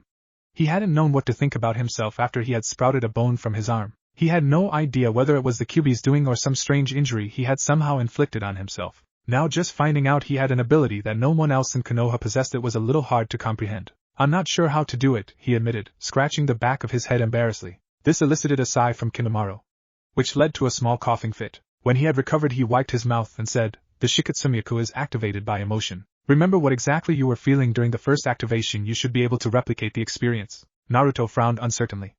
Okay. Just do it. Tentatively, Naruto held out his right arm, attempting to remember that day. The way his sudden transformations had put him on edge. The way Kakashi's smug attitude had gotten under his skin. The way he felt inadequate after failing to catch the Jounin. Soon his thoughts had moved on from just that incident to general wrongdoings that had been done to him throughout his life. His constant rejections from Sakura. Sasuke's constant condensation. Remembering these had sparked something in Naruto. He felt the anger start to well up inside of him, and a pressure started to build on his chest. Naruto baka, leave Sasuke-kun alone, leave me alone Naruto, HN Dobe. Naruto was no longer in the training field. He found himself in the dark of his consciousness, surrounded by his painful memories. He gripped his head as more and more memories poured in. One particular memory pulled the last straw as anger gave way to rage. Looks like you won't be Hokage after all. Suddenly Naruto's arm flared with pain. He ignored the ache, too caught up in his roller coaster of emotion. The ache eventually rose to a sharp pain. Finally, it reached an unbearable amount of pain, just like before. The pain forced his mind back to the training ground. Aya! He clutched his right forearm and fell to a knee as the pressure increased even more. Bile rose in his throat as he experienced the déjà vu of his own bone pushing its way out of his arm. He doubled over as the skin above his wrist split, exposing the bone as it slid smoothly out of his forearm until it extended a good 2.5 feet past his fingertips. Blood gushed from where the bone protruded and spilled onto the grass. Naruto could no longer hold the contents of his stomach. After emptying his gut, Naruto wiped his mouth and let out a long breath. The pain had subsided back to a minor soreness in his arm. He turned to find Kimimaro watching the scene in silence from a few feet away. Naruto rose shakily to his feet and faced the ex-sound ninja. Is this what you wanted? He raised his arm. The milky white of the bone contrasted the blood that covered his forearm. Kimimaro simply coughed and stepped forward. He grabbed Naruto a bit roughly by the arm to inspect the bone blade. Naruto winced at the tenderness in his arm but didn't object. The white-haired shinobi ran his hand up the flat of the bone. It was flawless. The pearly white surface was as smooth as any metal. Naruto watched as he also skimmed a finger along the front-tapered edge of the bone, seemingly not noticing as it sliced his finger. Kimimaro suddenly released Naruto's arm. It seems that your stimulating emotion is anger, he noted. Naruto nodded quietly. Your Shikatsumiyaku is unlike a traditional Kaguya's, Kimimaro stated. His voice seemed to hold an undertone of curiosity. Pain is a natural part of the process, but most first-time users don't produce bones this large. Kaguya? Kimimaro scoffed. Yes, Kaguya. You best remember the name, boy, for it is the very name for the blood that runs through your veins. The blood that produces the Shikatsumiyaku, most powerful of all Kekkei Genkai. Naruto blinked and was silent for a moment. The blood that ran through his veins? He looked at the bone extending from his arm and wondered whether that was a blessing or a curse. This is the Shikatsumiyaku? Kimimaro coughed violently but nodded yes. Will it always hurt this bad? Naruto asked, remembering how painful it was to extract the blade. The first time he had passed out, and nearly the second time too. He couldn't really see how the technique would be useful if he was too busy crying from the pain. Pain is not a sensory function that a true shinobi should possess. Kimimaro remarked, the Shikatsumiyaku is the ultimate technique. The pain it inflicts on the user is trivial when compared to the pain inflicted on its opponent. Naruto tried to not let his skepticism show on his face. This asshole sure was pretentious. He would probably be better served blowing his nose than talking up his ability so much. To tell the truth though, Naruto didn't know what to think about having such a skill. His general opinion on blood limit abilities was negative, basing it on his experiences with the Sharingan and the Hyuga's Byakugan. Thinking about it though, he had more of a problem with the arrogant way the bastards held themselves than the power they had. Naruto didn't care how powerful they were, they didn't have the right to look down upon everyone like they did. Now though, he found himself standing before someone who was much the same way. From the little he knew of Kimimaro, the man was a psychopath. He had brutally attacked Naruto in the forest, something he wasn't soon to forget, and seemed to be the most stoic person Naruto had met since Shino, his classmate. The only true emotion Naruto had seen from the man was disdain. Trash. Yup, disdain. Stop calling me that. Naruto growled, clenching his fist. I'll stop calling you that when you prove to me that you are worthy of being considered something more than garbage, Kimimaro replied coldly. And maybe if you spent less time daydreaming I wouldn't have to get your attention. Naruto grunted and was about to cross his arms but realized his bone sword got in the way. He really was not liking this guy. As I was saying, Kimimaro paused to cough, I have decided to teach you for the time being. That is only if you can agree to a couple of regulations. He waited until Naruto nodded before continuing, if I am to train you with the Shikatsumiyaku, you must be completely committed. You will train for as long and as hard as I see fit. I will train you to be a true shinobi, if you desire. I can guarantee that you will become powerful. You will learn to ignore pain, and you will learn how to do what is necessary. This is the way of the Kaguya. Naruto soaked all this in as Kimimaro paused. He wasn't sure. He wanted to become Hokage. Didn't that require him to be the strongest? He looked at the battle-hardened man in front of him, and realized he looked even younger than some of the Chunin Naruto had seen around Konoha. Certainly younger than Iruka. Yet Naruto knew he could kill most of the ninja he had ever seen. He might even be able to take Kakashi-sensei. Do you accept? Naruto took one look at his would-be sensei and glanced once more at his protruding bone blade before he made his decision. He nodded. You will have the rest of the day for yourself, Kimimaro said, waving his hand. He stepped forward suddenly and placed his hand on Naruto's forearm, the tender area where the bone had come out. His hand glowed green for an instant before his other hand grabbed the makeshift bone blade and yanked it free of Naruto's arm. Surprisingly, Naruto felt no pain, but couldn't help let out breath as Kimimaro pulled the bone free. Eventually you will learn to merge the bones back into your skeleton, Kimimaro said, weighing the newly acquired bone in his hand, testing the weight. For now, I'll simply extract them. It will give me a chance to see how your skeletal structure regenerates as well. Naruto just blinked, speechless. Begone, trash, Kimimaro waved his hand. I shall see you here tomorrow after you meet with your team. He turned and inspected Naruto for another moment before continuing, and if you do not have a suitable change of clothes by that point, I'll show you just how devastating the Shikatsumiyaku can be. Clothes? What the hell? Naruto didn't think that what he wore had anything to do with his ability as a ninja. What was wrong with his jumpsuit anyway? He glanced down at his attire to prove his mental statement. Well, he had to admit that they were kind of beat up. His recent delving into the horror that was D-ranked missions had taken its toll on his outfit. Various rips and stains adorned his once bright and lively orange jumpsuit. Hell, one of the legs was almost disconnected at the knee. Naruto somehow doubted that any amount of stitching could restore his clothing to its prior glory. Damn, that meant he had to find some new clothes. As he strolled down the streets of Konoha, Naruto glanced around for a clothing store that he might be permitted to purchase from, or at least one where he hadn't been kicked out of before.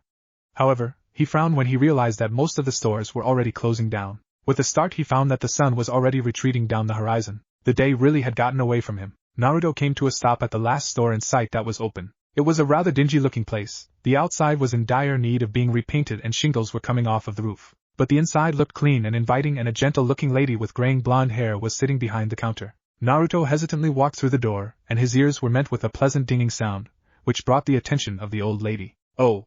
She started. Naruto tensed as she looked him over. Well, if it's not a customer. We are close to closing, so what can I help you with? I just needed to get some new clothes, Naruto stuttered. He wasn't quite sure what to think about the woman, but she seemed nice enough. For ninja wear. I can see that. The woman gave him a teasing smile before snapping her fingers and pointing towards the back of the store. My granddaughter is in the back if you were looking for help. She's quite superficial. I'm sure she'll set you up with something stylish. Oh, okay, Naruto hurried as the lady ushered him back. He found a rather large section of the store that was devoted to shinobi garb. The store was a lot bigger than it appeared on the outside. Uncertainly, he started looking through the aisles for a suitable outfit.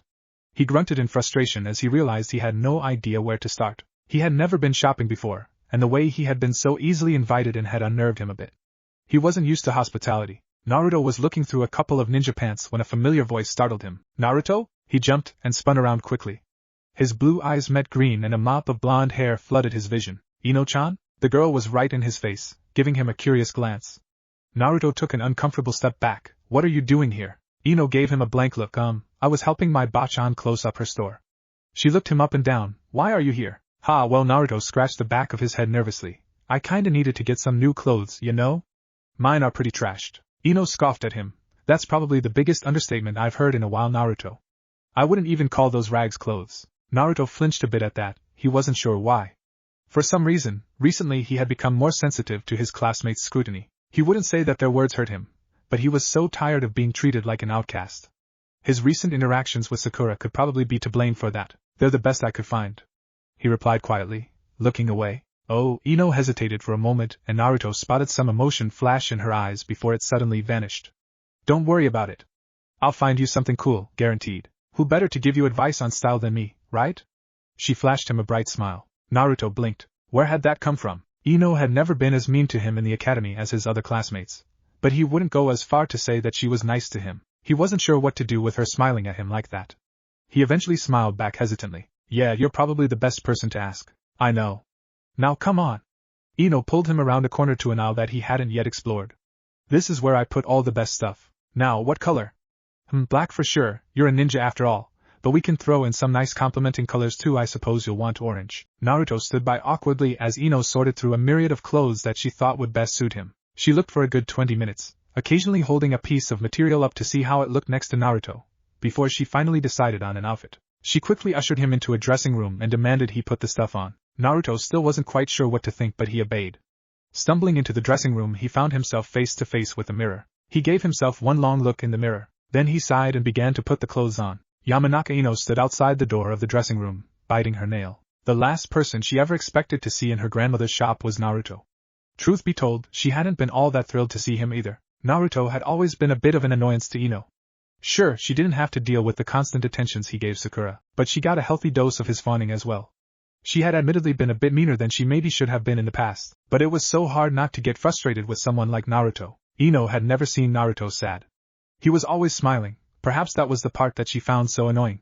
How could someone just be that happy? She had never understood how he was able to laugh off all of the rejections he received from Sakura or all of the terrible comments he was subject to by his other classmates. The boy seemed to have an indomitable spirit that just couldn't be dampened. But when Ino had made a comment about the conditions of his clothes, he had suddenly become so vulnerable.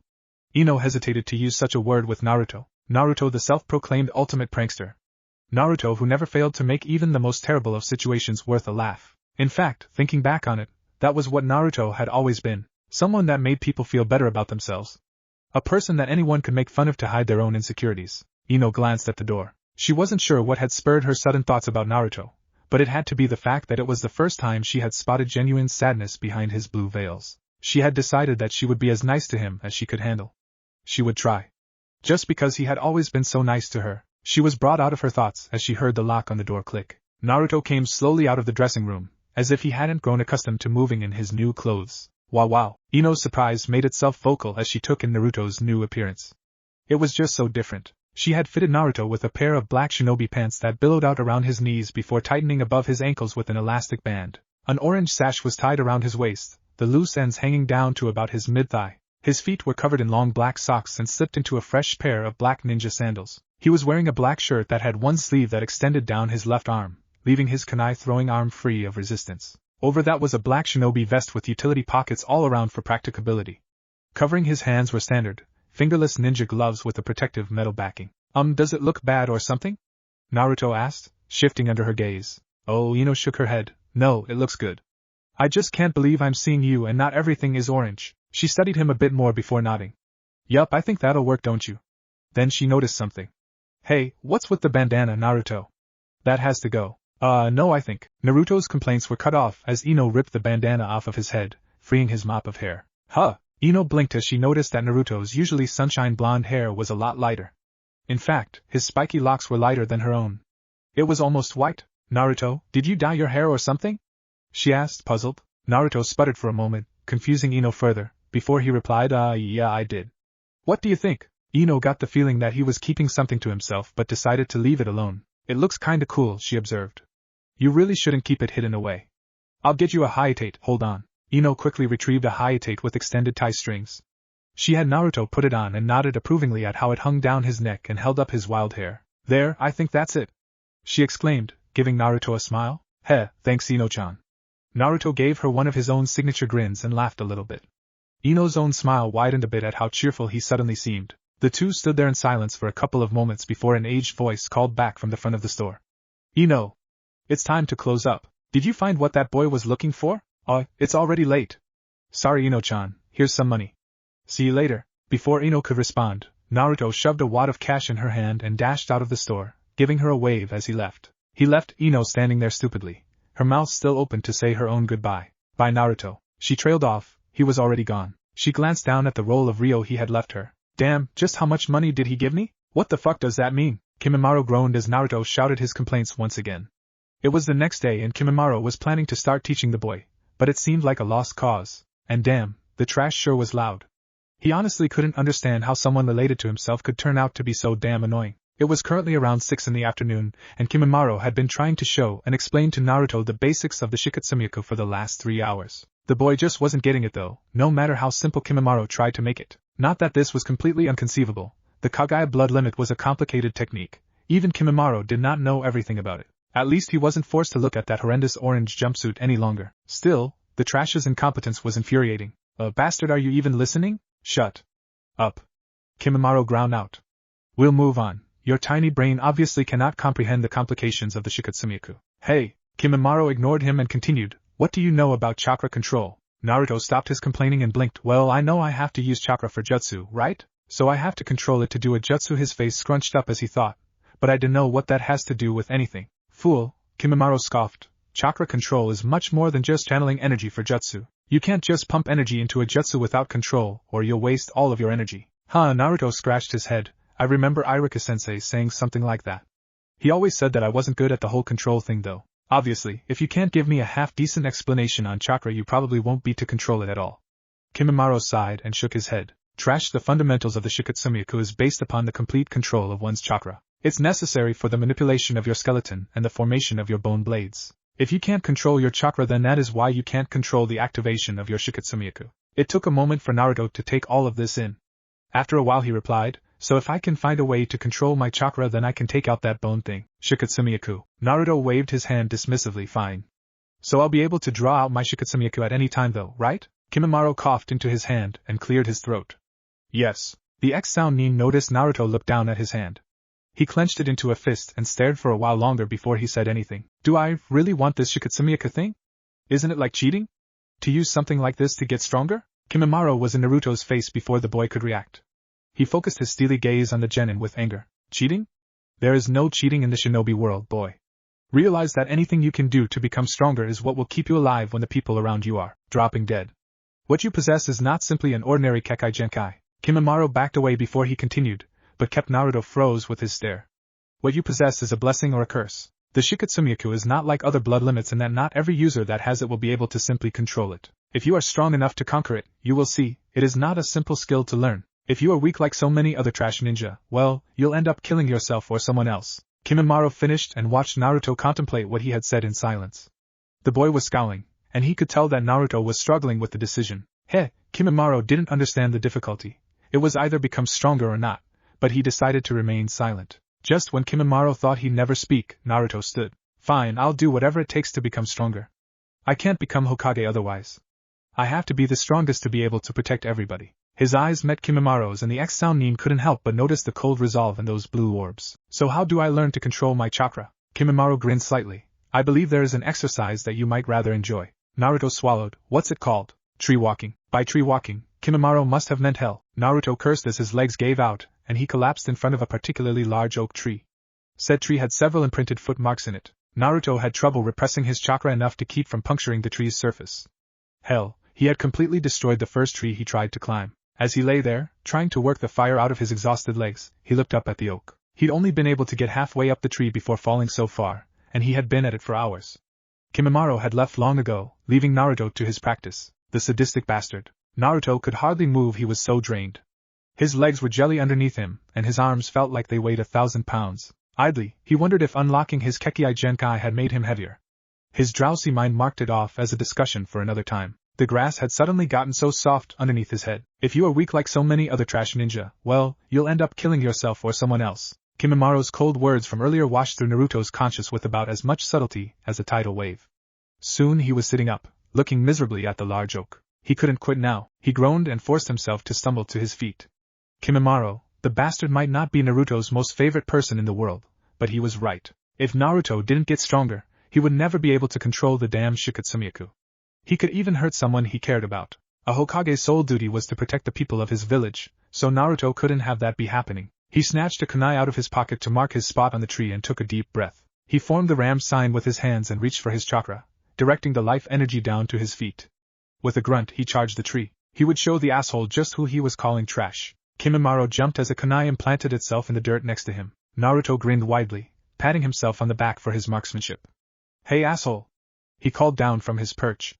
I've got this tree walking stuff down. It had been 2 days since Naruto had first attempted the tree walking exercise. He had been at it ever since. The only real intermissions he had taken were occasional meetings with Team 7, where he was subject to more horror, D-ranked missions, and of course, ramen breaks. Yesterday Kimimaro had stopped by for a couple hours to observe him silently. The white-haired ninja hadn't said a word to Naruto the entire time, but he heard the man muttering to himself occasionally. Mostly it was when Naruto would blow off a piece of the tree by channeling too much chakra to his feet. Needless to say, Kimimaro wasn't much help. Today he had gotten to the top for the first time. That was an hour ago.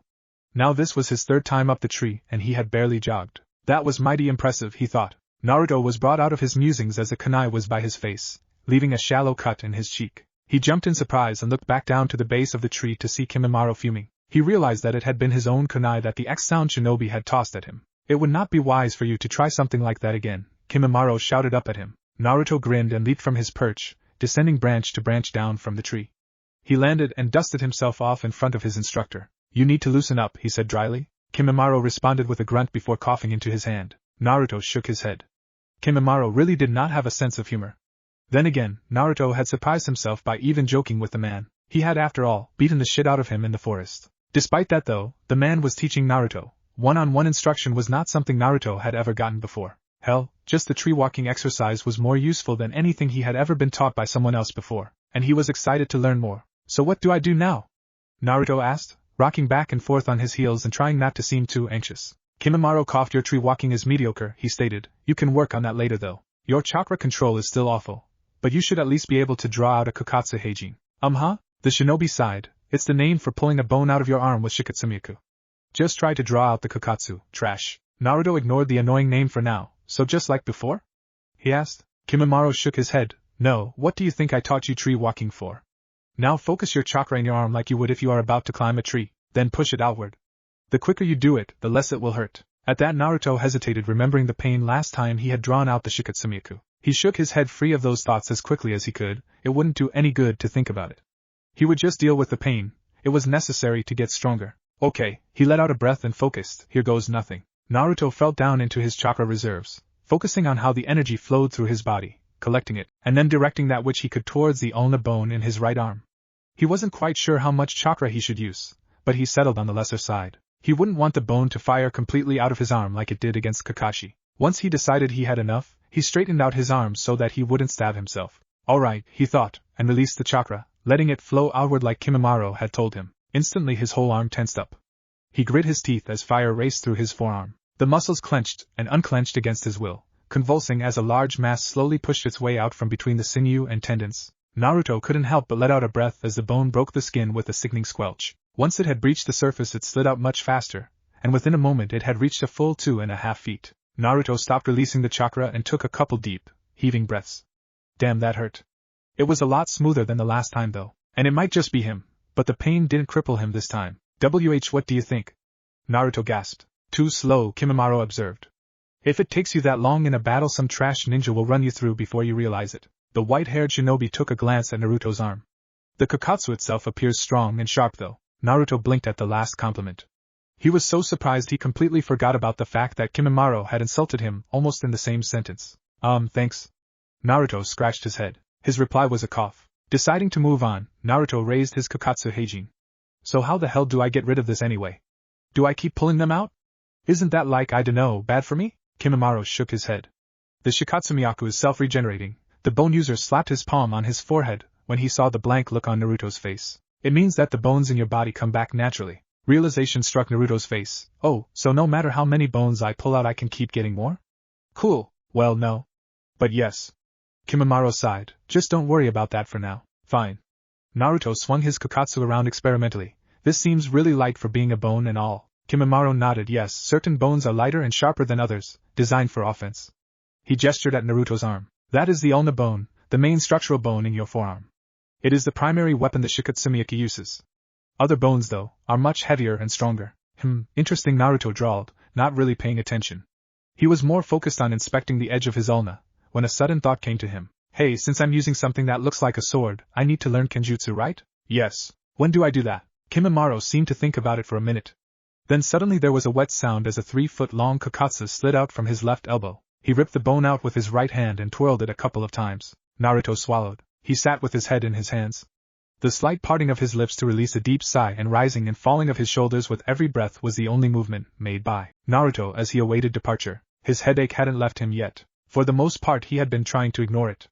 Ever since the discovery of his shikatsumiyaku the migraines had been coming and going. Kimimaro told him it was his skull reforming, thickening with the bone structure of the Kaguya clan, which was apparently different from the standard skeletal system. Personally, Naruto thought it was all the big words that was making his head hurt. Hey dope. Sasuke's grunt caught his attention. Huh?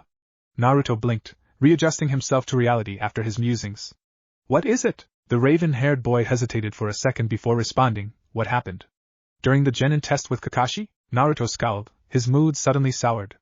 He had made sure to avoid thinking about that specific incident lately. If that bone had come out just a couple more inches the other way, he shook his head and growled. That's none of your business. He snapped. Sasuke looked taken aback for a second. He shrugged his shoulders and was silent. Naruto turned and tried to put it out of his mind when Sakura caught his eye. She held his gaze for a second before looking away, without so much as a word, not even a threat about the way he was speaking to Sasuke. She seemed to have been taking him more seriously lately. Actually, it almost seemed as if being around him and Sasuke frightened her. Sakura-chan, he cursed himself for still giving her the affectionate suffix, but he supposed she needed it. Besides, he couldn't totally help favoring her a bit. He smiled. Aren't you excited for our first real mission? She gave him a look, then smiled back slowly. Of course, that's the spirit. Naruto declared, forgetting himself for a second. After all, this means we are finally going to be considered real ninja. He pumped his fist and was satisfied to see her smile a bit more sincerely. He was just about to continue on his rant when a dull voice spoke out. That's probably the dumbest thing I've ever heard. Tazuna paused for a moment to take another swig of sake, then pointed a calloused hand at Naruto. No one is ever going to consider you brats real ninjas. Naruto scowled. Hey old man, it's a little early for a drink, don't you think? The old carpenter just shrugged and took another drink. Completely content to drink his morning away. It was starting to look like they might have to carry him along on this mission as well. I just want to go home. Naruto barely caught the old man mumbling into his bottle. The quiet state took him aback. That scruffy old drunk was whining about going home, really? But only now did he notice the solemn gaze into the bottle, the tremors in his hands, the worried wrinkles upon his brow. He hadn't even noticed before. Tazuna suddenly seemed like a tormented man, facing demons of his own. Naruto could relate to that. Hey, what the hell are you staring at, punk? Never mind, he was still just a belligerent fuck. Watch it, geezer. How much longer do we have, Kakashi-sensei? Sakura's question was more of a whine than anything, but it reflected the way Naruto was feeling. His headaches hadn't bothered him much during the trip, but they had been walking for a good day and a half. It was nearing the afternoon now, a solid 6 hours into their day of travel. Naruto wouldn't normally be bothered by the whole thing. It was just the fact that they had to crawl along, seeing as there was no way the old drunk could keep up with the three of them. They could have made it to Wave Country in 2 days if it wasn't for him. Now it was going to take them nearly 6 days. It was driving him crazy. His nerves had been all over the place. He needed to do something besides walk. And walk. And walk. But, at least his headache had left him. Kakashi looked back from his position ahead of the group. Strolling along, with his always-present book. I suppose we could stop to rest if you'd like. Thank Kami. Tazuna tossed his heavy pack in Naruto's direction. Hey, hold that would ya? Without further ado he had propped himself up against the tree with his hands behind his head, straw hat down over his eyes. Damn, I thought we would never stop walking. Hey, what the hell do you think I am, your mother? Naruto yelled, throwing the pack back at Tazuna. He shook his head and sighed, looking to Kakashi. This drunk bastard is really starting to bug me, sensei. Naruto, Kakashi gave him a smile. Tazuna pays us, so we put up with him. That's what it means to be a ninja. That's stupid. He crossed his arms. Kakashi simply shrugged and went back to his book. Naruto sighed and leaned against a nearby oak. This was going to be one hell of a trip, he could tell already. He was glad, however, that he was finally gaining back some sense of normality since that fateful encounter with his long-lost brother in the forest. God, that guy. He still wasn't quite sure if that night had been a blessing or a curse. Kimimaro himself was hard to handle, rough around the edges as he was, but to throw in the development of his own blood limit, Naruto hated those pretentious assholes like the Uchihas, who thought they were only good because of their blood. Now he was one of them, and it almost made him sick. Not that he would ever mention that to his pseudo-sensei/brother/fucking scary man. With the thought of Kimimaro came the memories of his training. It had been about 2 weeks from when he started instruction with the X-Sound Nin, and he felt like he'd learned a lot. Most of it was more chakra exercises. Although, along with that he had drawn out his Kokatsu Heijin several more times, managing to stay conscious on all but one attempt. Mostly he stuck with the ulna, a pain he was familiar with, and he had come to bear a bit better. Kimimaro, however, decided that he was not pushing himself enough, and asked him to take out his femur bone, from the knee. Never again. The pain had been so intense, it was indescribable. He passed out almost straight away, much to his embarrassment. Kimimaro told him that he had to reinsert the bone, as it was protruding about 4 inches out of his kneecap when he passed out. Somehow, Naruto thought he could find other ways to survive as a ninja that didn't involve pulling the largest bone in his body out of his leg. Alright, Kakashi said suddenly, it's time to move. His voice had an edge to it. What? It's only been 15 damn minutes, argued Tazuna, swinging his sake bottle in anguish. Enough, we need to get going. Kakashi snapped, surprising everyone. If you aren't coming you can find someone else to be your escort. Tazuna waved his hand and started gathering his pack. Alright, give me a second. Naruto was disturbed at the encounter. Kakashi was usually so laid back, he hadn't said a word until then. There must be something, Kakashi-sensei. Not now, let's go. Naruto, Sasuke, take the front. I'll take the back behind Sakura and Tazuna. With that he started walking. The pace was picked up quite a bit, enough that Tazuna was gasping to keep up. Surprisingly though, he kept his discomforts to himself this time. Kakashi made them stay ahead, despite Tazuna's complaints to hang back.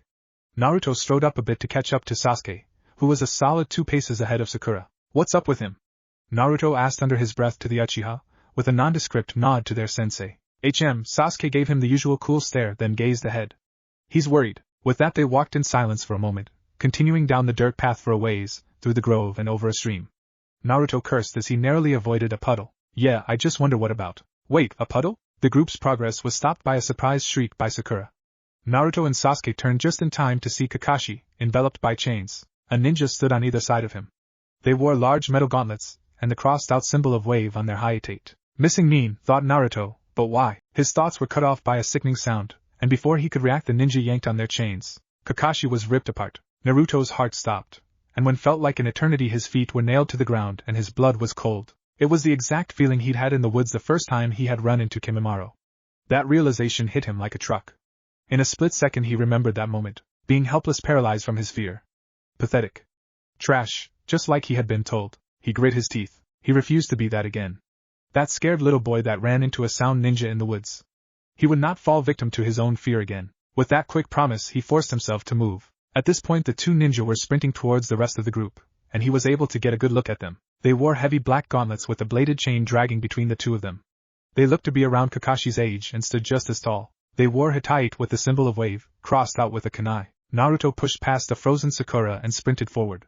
He noticed Sasuke a step ahead of him, but he ignored the pang he got realizing the Uchiha had reacted quicker than he did. With a few quick tosses Sasuke had stuck a kunai to a nearby oak and anchored the chain deep into the wood. Naruto pushed toward them, but Sasuke beat him there, leaping forward and kicking both of the 2 ninja in the chin, breaking the chain between them and leaping back. Ah, what the hell? The nin to the left swore and stumbled to get his balance. He barely got his footing before Naruto got to him. What happened next, Naruto still doesn't totally understand. He was a ball of emotion.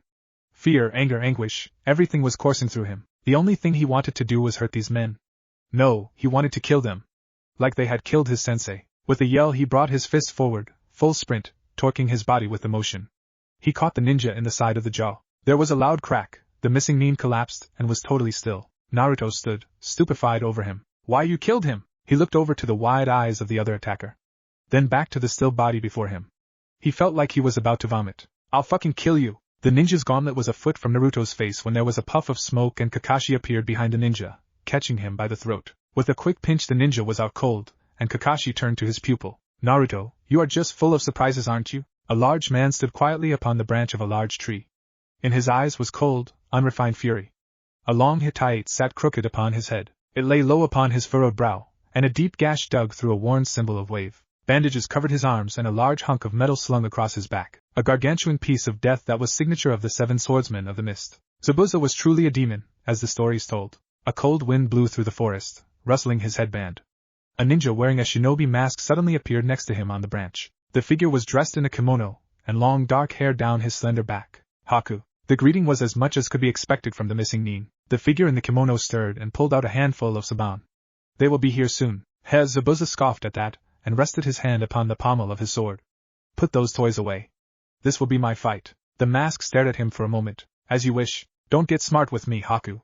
Zabuza spat, and rested his cold eyes upon the boy beside him. It's been too long since I've had any competition against real ninja. He clenched his fist and his body suddenly tensed. I'll enjoy taking their heads. Naruto sighed and trudged on. He was leading the group once again, and all of the walking was starting to get the best of him. Boredom was beginning to set in. Of course, with nothing else to do, his mind began to wander. It had been a full day since their encounter with the so-called demon brothers. Naruto was still a little shaken from that experience. Turns out that fucker that he had hit wasn't dead, but Kakashi had told him and the other genin that he had been knocked unconscious and hadn't awoke by the time they had left. Not that Naruto was really concerned about the missing nin's well-being, but still, doing that with a single blow was not something he could have seen himself doing before. Now that he thought about it, he had never considered the fact that he could kill someone in the next couple of days. It was a humbling thought. It came to him with a start. Even with all of the days spent daydreaming, all of the years spent boasting about becoming Hokage, it had never even occurred to him that he would have to kill to get there. He had never realized that it wasn't all about saving people. It was about ending people too. He glanced down at his hands, clenching and unclenching his fists, and wondered how long it would take. How long it would take for them to be stained. Naruto? He shook himself out of his musings for the moment, and turned to see a pair of big green eyes staring back at him. Sakura? The mist is getting thicker, Sakura said quietly, and she reached out and grasped his tunic. He started at the touch. She had never done that before, yet her voice sounded desperate. It's scaring me, Naruto. Now he realized just what a little girl she was. Her eyes were full of anxiety, glancing every which way, but always coming back to meet his, as if looking for his usual bashfulness. Looking for some sort of reassurance. She was probably hoping he would laugh and tell her about the future Hokage protecting her and nothing to worry about and blah blah blah. It struck him now as kind of pathetic of a ninja to look for such things. But he could never turn down a lady. He was starting to sound too much like Kimimaro for his liking. Not everyone was trash. He gave her a grin. Don't worry about it, Sakura. We're ninja now, we can all handle ourselves. She looked at him for a moment longer before nodding and smiling. You're right, and they are. Get down! Kakashi's shout interrupted the exchange and Naruto felt himself being roughly shoved to the ground, just as a huge chunk of metal went cutting through the air above him. Was that a sword? Naruto rolled to his feet instantly and turned to follow the path of the projectile. It was indeed a sword, shocking as it was. It was taller than Naruto himself, and had to weigh a couple 100 pounds. The massive weapon continued on its path, spiraling through the air until coming to a sudden rest in an outreached hand. Naruto couldn't fathom how much strength such a feat would demand. The ninja who had caught the sword was an imposing figure. Wrapped in bandages, he stood taller than Kakashi, with rippling muscles and an evil look in his eye. The killer intent that flooded the area was comparable to what Naruto had to deal with on a daily basis from Kimimaro. The man's chuckle was humorless and dark. He seemed to examine the group for a moment before his gaze rested on the genin group leader. This is a treat, isn't it? 3 punks and the legendary copycat ninja, master of 1000 jutsu. The ninja slung his huge sword over his back. There's quite a bounty on you, Kakashi. I'll be happy to take your head. Naruto flinched at those words as he struggled to understand what was going on. Copycat ninja? He had never heard Kakashi called that, and for the life of him he couldn't understand why he would be referred to as such. And this new ninja, he had the sinking feeling that he would not be as easily dispatched as the last 2 missing nins. The fact that he had that damn honking sword on his back alone was enough to make Naruto wary. Zabuza, Kakashi drawled. But his voice had an edge that had never been heard before by his genin before. A dangerous taint, not to be trifled with. The demon of the mist, youngest of the 7 swordsmen. Everyone was thinking it. Sakura was the one to ask. Demon of the mist? Now Zabuza laughed again, a maniacal, menacing sound that echoed off of the trees and seemed to silence everything else. Yes, a demon.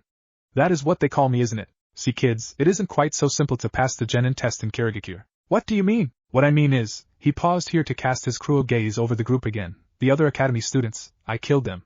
All of them. Another laugh. That was how I became a ninja, by killing all the others. The idea of such a horrendous act hit Naruto like a truck. He couldn't fathom killing one of his academy mates, not even now that he was a full-fledged ninja, let alone all of them. How could someone ask a child to do such a terrible thing? A quick glance to his teammates told him that they had the same thoughts on the subject. Sakura had turned pale and looked like she might even pass out. It was then that Naruto realized that must have been the ninja's intention on telling them that. To frighten them and make them ineffective in a fight. He grit his teeth and tried to flush the fear out of his mind. He refused to be subdued by someone's mind games. He placed his hand on a kunai and tried to keep his fortitude. Kakashi seemed to notice the gesture, for he put out a hand. Stay back, you're no match for an opponent of this caliber. The silver-haired jounin stepped forward and pulled up his hitite, revealing the eye underneath for the first time. Naruto's breath hitched. It was no normal eye. It looked like it had 3 pupils, in a pinwheel pattern. An ugly scar marred Kakashi's cheek and eyelid, slicing vertically up his head and making the odd eye stick out like an old war wound. I get to see the eye of Sharingan Kakashi so soon? I'm honored, really. Sharingan, that's what it looks like. Naruto filed the information away. Somehow, he had a feeling that Kakashi wasn't supposed to have that eye. Subconsciously, he noticed that the color had drained out of Sasuke's face. But enough talk. It's time for me to kill that old man. Zabuza gave them a crooked glance. But I suppose your heads will have to fall first. With those words he flashed and disappeared faster than Naruto's eyes could follow. From the woods his voice spat, Kirikaku no Jutsu. A thick fog descended upon the group, making it hard for Naruto to see his teammates through the mist. Quickly, surround Tazuna and protect him. Kakashi barked as he made a hand signal and released the full extent of his ki. The killer intent that poured out of Kakashi then took Naruto by surprise.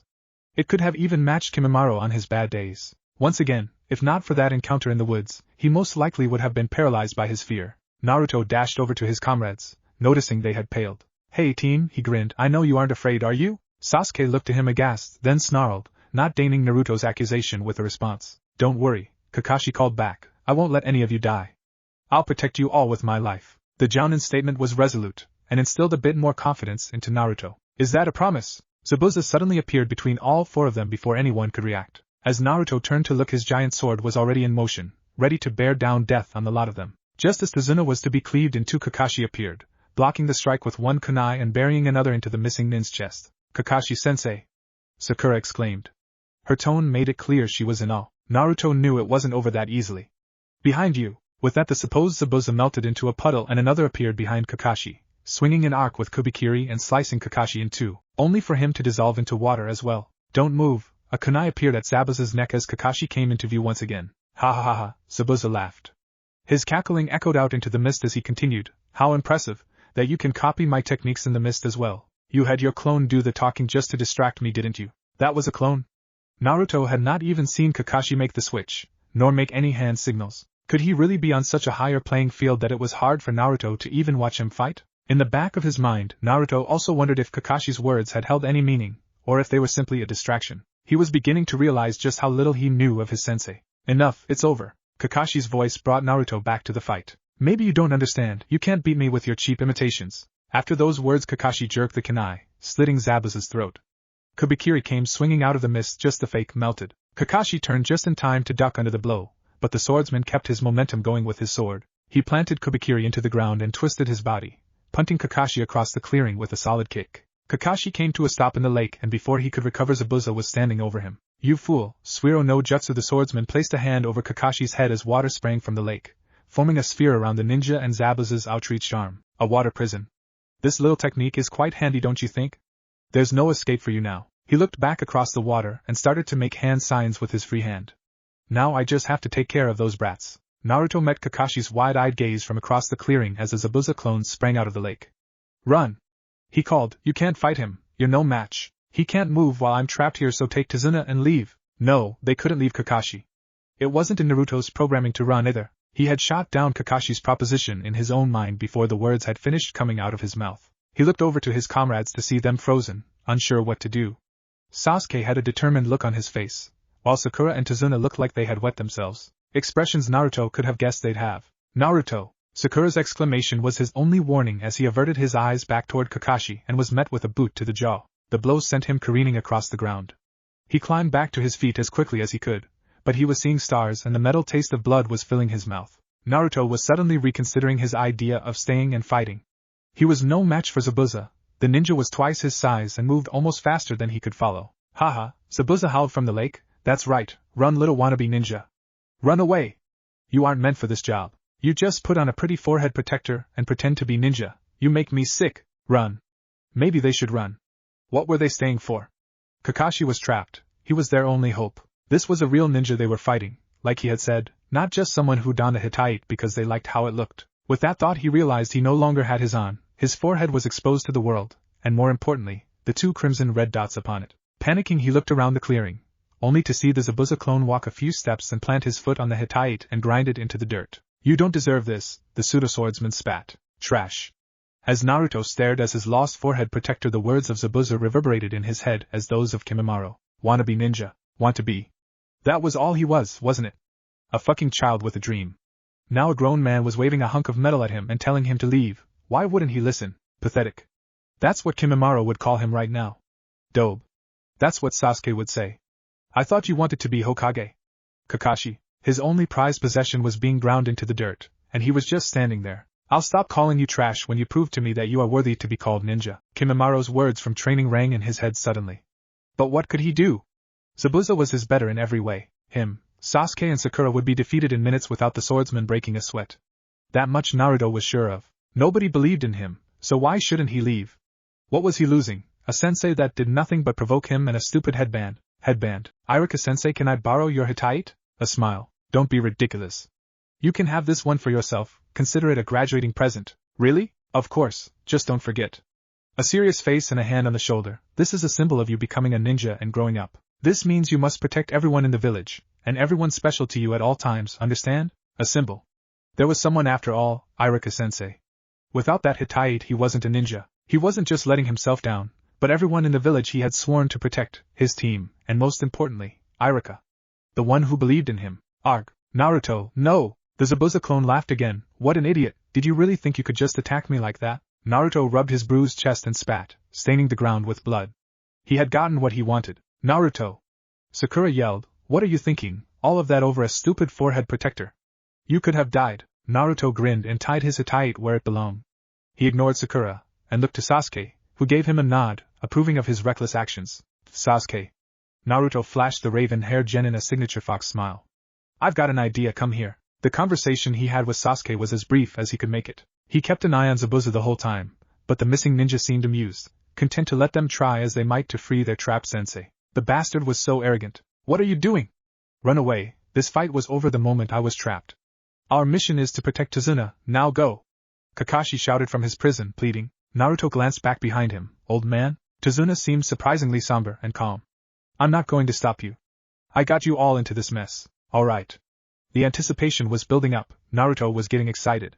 He saw Sasuke was reacting the same way. Ha ha ha ha, Zabuza laughed again. Fine, keep playing ninja.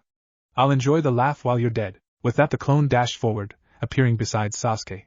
He swiftly buried his fist into the genin's gut, then swept his feet out from under him with a kick. Sasuke was too dazed to react as the swordsman placed a foot on his chest and readied Kubikiri. Kage Bunshin no Jutsu. Naruto finished his hand seals and nearly 100 clones appeared in a circle around Zabuza. With a collective battle cry they all charged the missing nin, overwhelming him by sheer number and allowing Sasuke a chance to get up. The clones managed to bury the Zabuza clone in their depth as they rained down uncoordinated blows upon him. They were quickly dismounted with a yell and a swing of Kubikiri. All of Naruto's clones were dispatched by the sheer force of the swing, and the blonde himself was sent flying once again. He rolled to his feet quickly and reached into his pack. Sasuke! He yelled as he tossed him a large shuriken. The Uchiha's eyes lit up as he opened the windmill shuriken and leapt into the air. Zabuza remained rooted in place, unworried as Sasuke wound up and let it fly. The Fuma shuriken cut through the air with incredible speed, flying right past the clone Zabuza and straight for the original, still immobilized by the water prison. The swordsman's eyes widened for a moment before he reached out and caught the shuriken in mid-flight. Zabuza's smug look was ruined when he realized what had happened though. The second shuriken of the Shuriken Kage Bunshin no Jutsu continued on course, straight for the missing nin. Zabuza quickly leaped into the air and ducked his legs, dodging the shuriken by inches. Still not good enough, he roared. Naruto grinned from across the clearing, and suddenly burst into smoke. What? Naruto released his Bunshin no Jutsu just as Zabuza realized what was happening. Quickly he focused and called upon Shikatsumiyaku, pulling out a small portion of his fulma through his palm in the shape of a dagger. The pain kept him from pulling any more. Bone out. Take this. He tried to ignore the searing in his arm and the blood staining his clothes, and threw the dagger with all of his might. The weight of the bone made it sail through the air with great speed. By the time Zabuza had turned to look, it was embedding itself deep into his shoulder. Naruto rose out of the water in time to see Zabuza curse and stagger, releasing the jutsu that was imprisoning Kakashi. The bone had sunk deep into his shoulder tissue, and blood was dripping into the water. A tendon must have been torn as well because his right arm lay dangling useless by his side. Fucking brat. Zabuza had fury in his eyes as he raised the Fuma shuriken still held in his left arm. Naruto started to panic. He knew there was no way he could dodge, floating helplessly in the lake. Just before the shuriken left the swordsman's hand, however, Kakashi had responded, reaching out and blocking the blade with the metal backing on his gloves. His clothes and hair were drenched with the water of the lake, and he had a look in his eye that was uncharacteristic for the silver-haired jounin. At least from Naruto's perspective, Kakashi looked dangerous. He looked like a killer. Naruto, good job. Kakashi's words were slow. Like he surprised himself by saying them. Gah! Zabuza leaped back, away from Kakashi. The damn brats got lucky, that's all. The swordsman dropped the shuriken into the lake as he spoke, then made a hand sign with his still functioning arm. Looks like I'll have to wait until next time to kill you all. Before he could shunpo away, however, A kunai directed at his head forced him to roll to his left, only to be met by a vicious knee by Kakashi, sending the swordsman sprawling. I don't think so. Kakashi's eyes were narrow as he pulled out another kunai. I can't risk letting you go. I won't let my team be jeopardized again. Zabuza's eyes widened as he was forced to dodge another kunai. He gasped, sidestepped to the left, and drew Kubikiri. You obviously don't know who you're dealing with, Kakashi. Zabuza, I see your future. Kakashi drawled as he stared eye to eye with the swordsman. To Naruto it looked as if the Sharingan eye had started to spin. Zabuza suddenly flinched, and staggered back, as if he was seeing something hidden to all the others. He looked toward Kakashi with a look of utter disbelief. What the fuck is this? More of your tricks? More of your tricks? The last words were finished by both Kakashi and Zabuza at once. It seemed as though Kakashi were reading Zabuza's mind. How was he doing that? Naruto watched the exchange from the lake, still floating helplessly. Face it, you're already dead, Zabuza. What are you doing? To the swordsman's words were cut short before either he or Kakashi had made a move. Two needles seemed to fly out of nowhere. They were around 8 inches long and thicker than ordinary procedural needles. They pierced through Zabuza's neck with frightening precision, and he dropped to the ground instantly, lifeless. You're right, he was dead. Suddenly a ninja appeared. Modest in stature and not standing much taller than Naruto, the ninja adorned a special forces mask with the symbol of Kirigakure.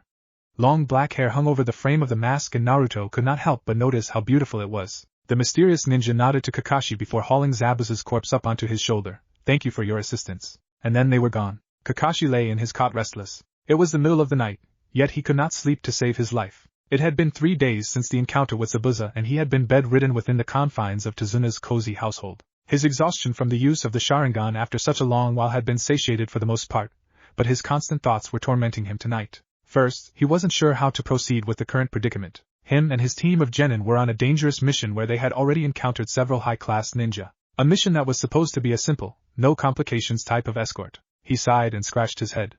Not to mention the fact that he couldn't shake the feeling he got from the hunter Nin at the lake. For some reason that he couldn't put his finger on, he couldn't help but think the whole thing was a setup, and that Zabuza would be coming back for Tazuna. Kakashi was not doubtful in his ability to defeat Zabuza himself, but if that other ninja were to also join the battle, he had no idea how on earth he could protect his team and Tazuna against not one but 2 high-level shinobi. His team had expressed their interest in training to him that morning, however. It seemed that their first taste of real action had opened their eyes to where exactly they stood in the world, at the bottom of the ninja food chain. Kakashi chuckled to himself in the darkness with that thought as he remembered his own time as a genin.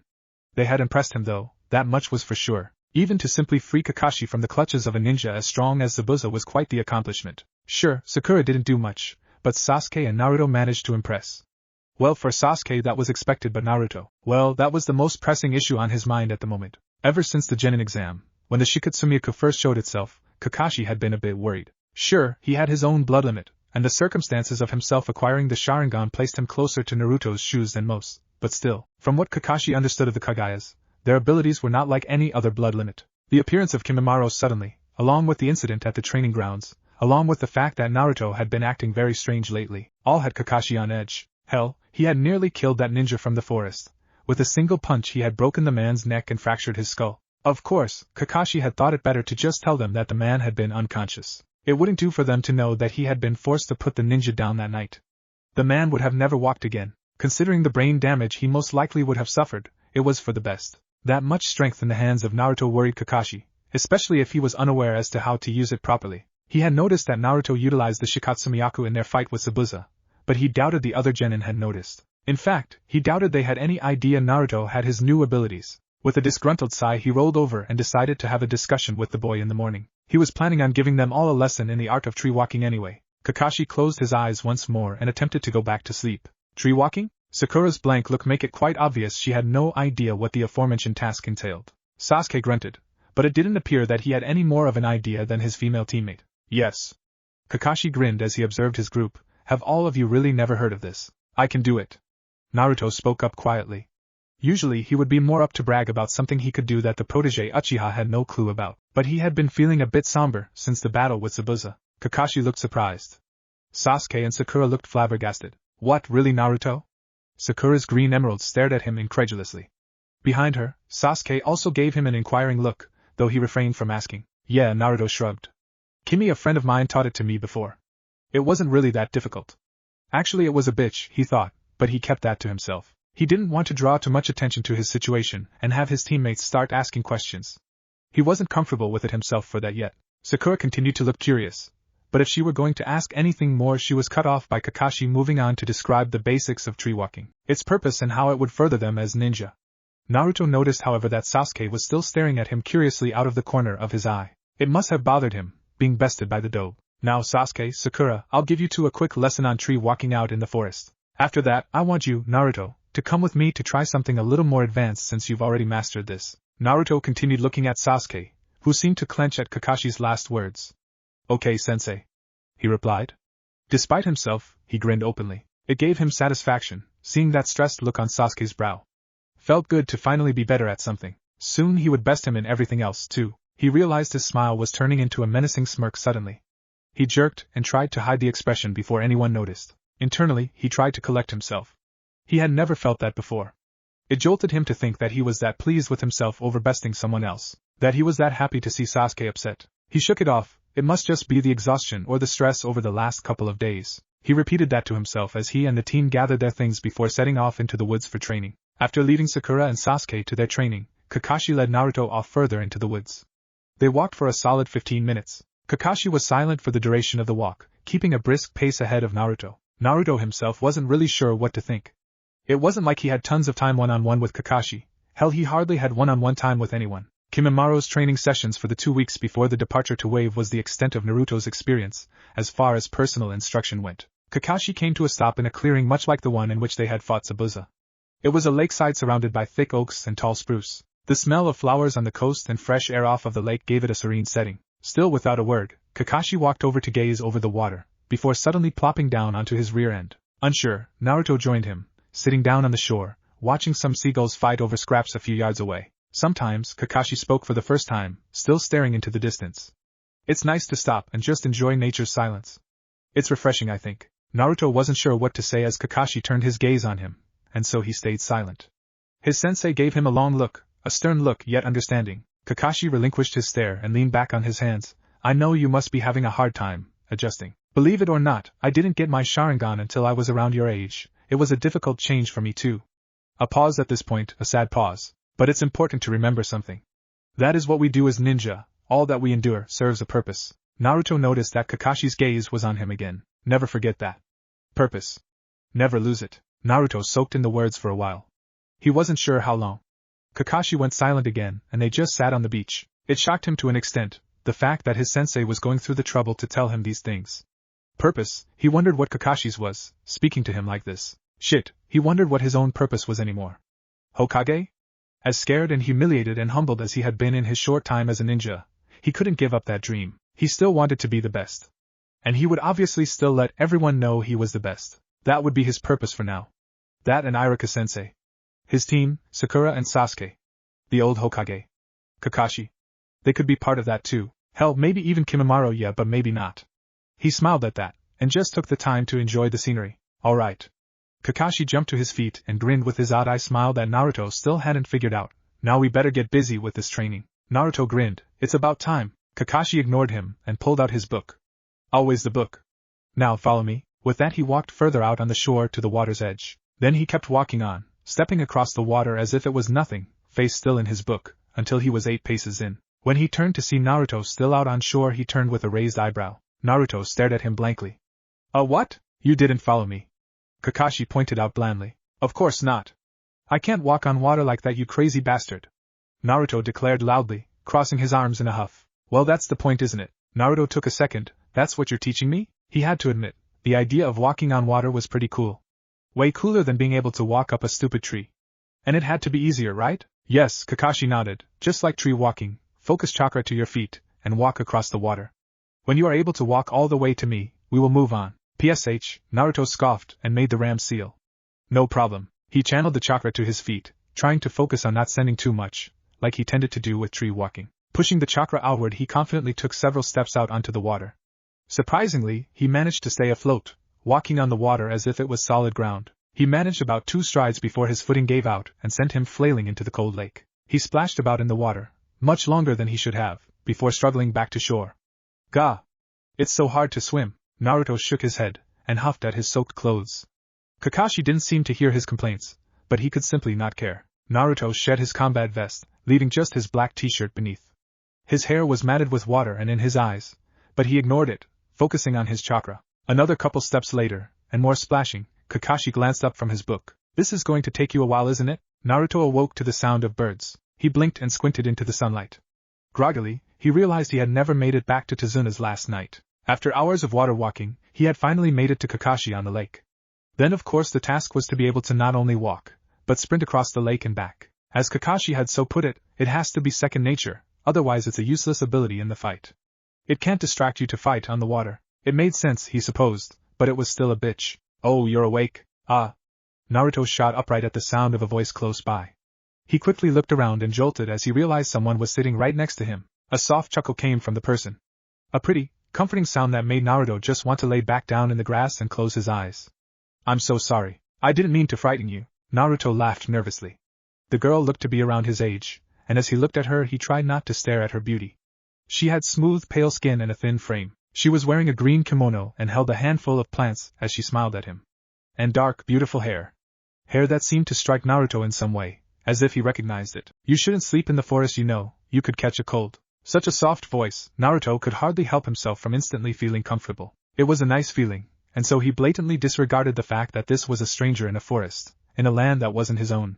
After all, it was just a pretty girl, right? Haha, he scratched the back of his head and smiled. Yeah, I guess I was a little too tired after training to make it all the way back to the house. He paused for a minute before asking, Hey, what are you doing out here anyway? Oh, I'm just picking these herbs to make medicine. She gestured at her handful of greens. I'll give you a hand with that. Naruto smiled. He ignored the tugging in his gut that was telling him something was wrong. It was nice, meeting someone who seemed so pleasant. He wasn't going to ruin it for no reason. You're so kind. The girl continued picking herbs and showed Naruto which ones she was looking for. She turned to Naruto as if she had just thought of something. You said you were training, right? If you don't mind me asking, why? Huh? Naruto blinked. Why do I train? 'Cause I have to get stronger. Stronger than everyone else, he said instantly. He paused for a second, thinking about his answer. An image of Kimimaro's unwavering stare of distaste came to mind, as well as Irika's sheepish smile. And I have to prove someone wrong. And I can't let someone down. The girl chuckled. That's quite the answer. But tell me, do you have someone special? He was slightly taken aback by that. Naruto caught something flash in her eyes. It looked a lot like pain, a feeling that he was so accustomed to. Though he wasn't sure, he had the feeling, and so he stayed quiet and let her finish. You know, when you have someone special, something important to protect, that's when you can be truly strong. Suddenly she was back to all smiles and looking at him expectantly. He grinned back. Of course. I understand that. You're right. She was right. After that, as they picked more herbs, Naruto thought about what she had said. Protecting people close to him was the most important thing. He tried to push the images of the Mizuki incident of his graduating exam out of his mind, but they came anyway. That moment, the moment he thought Irika was dead, or dying, he had felt stronger than ever before. Hell, he still hadn't made that many Kage Bunshin, and he was much stronger now as a ninja than he had been then. What this strange girl had pointed out was so simple, but he had been overlooking it. You know, you're pretty smart for a girl. Another laugh. Why, thank you. It only took them a few more moments to collect the rest of the herbs before the mysterious girl stood and thanked Naruto for his help. It's time for me to get back, she said as she stood. It was pleasant meeting you. Perhaps we will see each other again. Naruto just smiled as she turned to walk. She paused for a moment, however, and glanced back at him, with a grin. Oh, and one more thing, I'm a boy. Kimimaro was impatient. It had been nearly 3 weeks since the brat had left on his mission. Some escort sort of bullshit, a pathetic excuse to leave the village if you asked him. His brother would have his time better spent training so he could avoid being such trash. He coughed into his hand and violently kicked a rock across the worn street. He was weaving his way through the bulk of Konohagakure, wandering aimlessly as he had tended to do since he'd been on his own. This had occupied the majority of his days lately, and claustrophobia was starting to set in. It was all he could do to avoid slaughtering the annoying townspeople crowding the streets. As he was pondering the different methods in which he could accomplish this goal, an incessant tap on his shoulder caught his attention. Surprised, he turned, wondering who in this godforsaken place had the audacity to touch him so. His glare fell on a dark-skinned chunin who, upon noticing Kimimaro's stare, shook noticeably in his salute. Speaking of trash, Hokage-sama requests your audience in his quarters. Kimimaro raised an eyebrow. The Hokage had attempted to summon him several times throughout now month-long stay in Konoha, most of which he ignored because Kimimaro didn't see it necessary to put forth that kind of effort. He supposed if it was that important the old man would come find him in person, or at least send a ninja worthy of respect with the summons. Always dealing with the garbage. Without a word, Kimimaro rolled his eyes and headed for the Hokage Tower, easily visible over the rest of the city. He made sure to bump the chunin on his way by, sending the ninja to the ground where he tried desperately not to piss himself. It took him a solid 15 minutes to reach the tower, again trying to avoid murdering a couple boisterous townsmen, over which he considered the purpose of the summons. Probably something menial and annoying.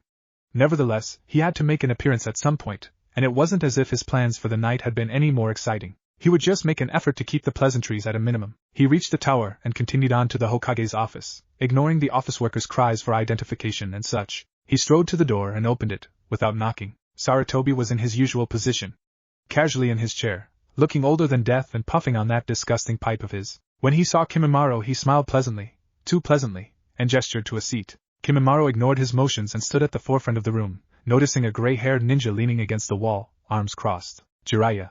Orochimaru had spoke of him enough that Kimimaro was certain that it was him. He kept his facial expression neutral, though mostly because he could not decide whether to sneer or smirk. Jiraiya was the one person that Orochimaru-sama had hated with a passion. Kimimaro coughed into his hand at that thought.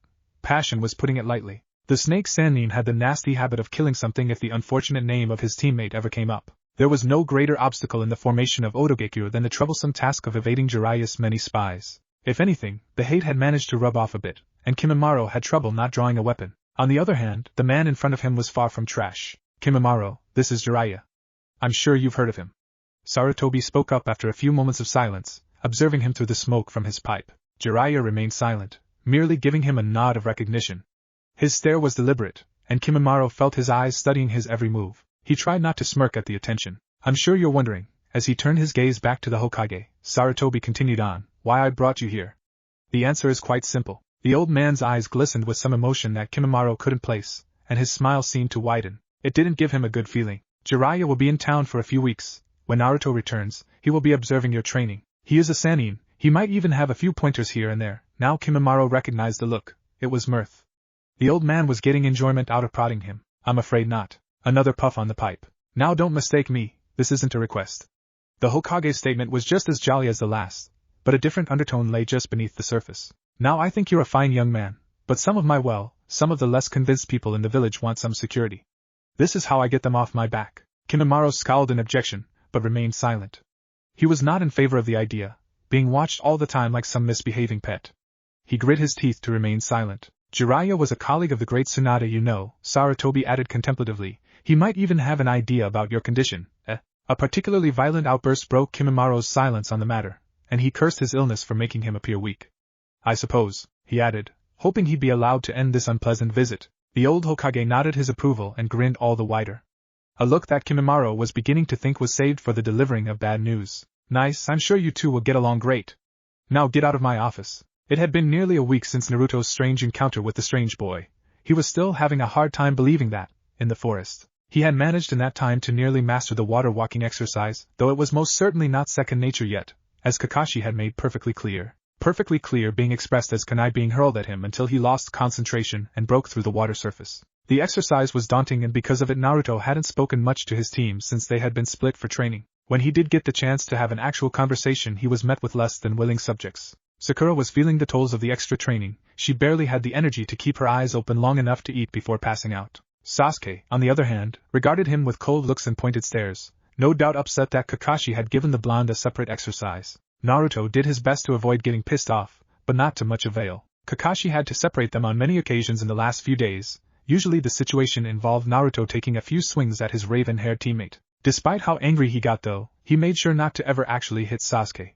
Thoughts of the demon brother still plagued him. He had been making a pointed effort to remember that he really had no idea what his strength was as of late. It would really suck if he accidentally broke the team's neck. The Shikatsume Kushur was making everything complicated. Naruto sighed and tried to forget his musings and focus on the task at hand. Which was hard because it was so boring. Team 7 was making the trek to the bridge from Tazuna's house, huddling around the old drunk the whole way.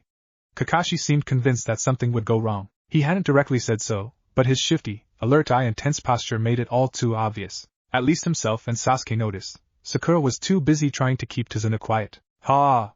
We're almost there.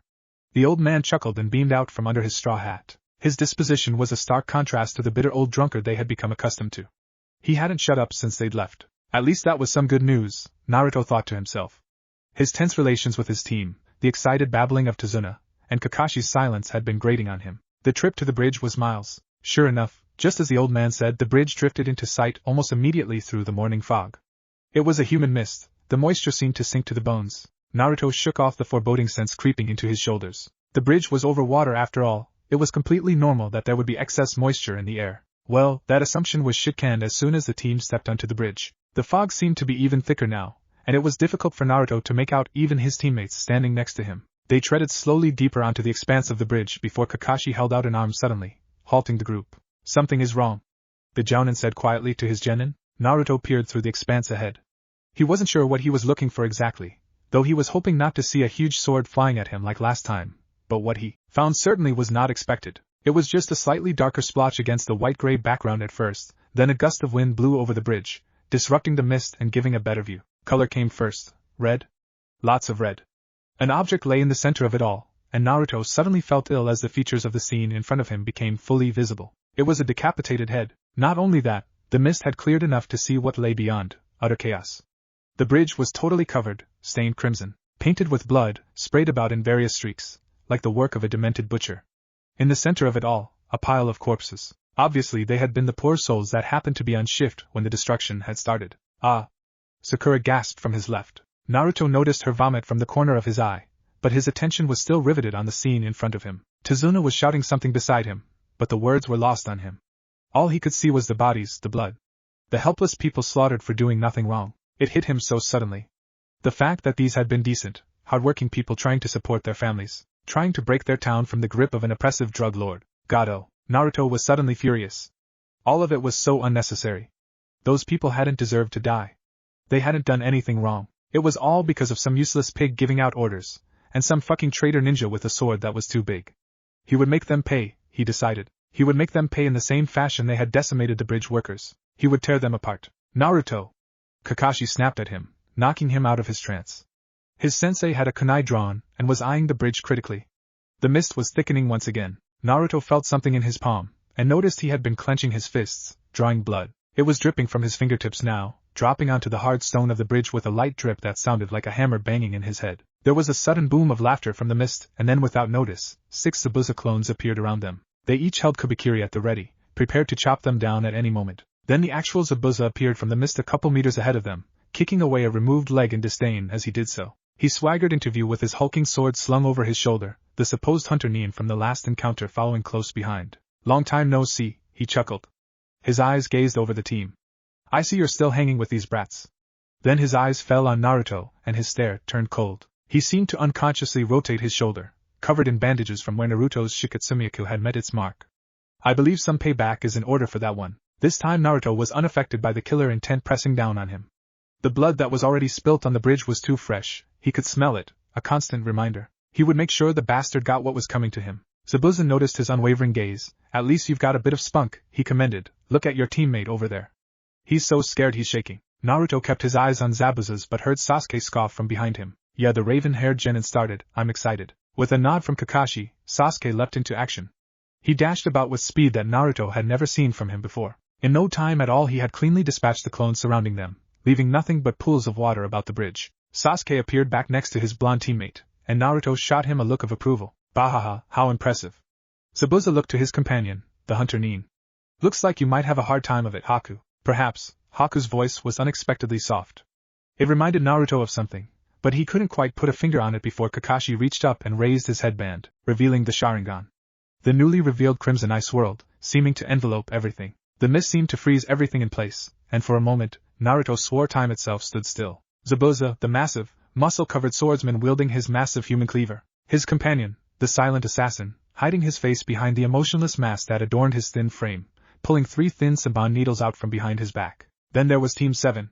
Sasuke, looking pale and dark in the depths of the mist, yet the grin on his face bordering on maniacal. Sakura, shaking and ghostly, hiding behind the men of the group with Tazuna. And Kakashi, Sharingan spinning in his head, clenching a kunai with a white-knuckle grip, ready for anything. Naruto had time to smirk at the scene, before time came back into itself, and the bridge burst once again into chaos. The hunter Nin made the first move.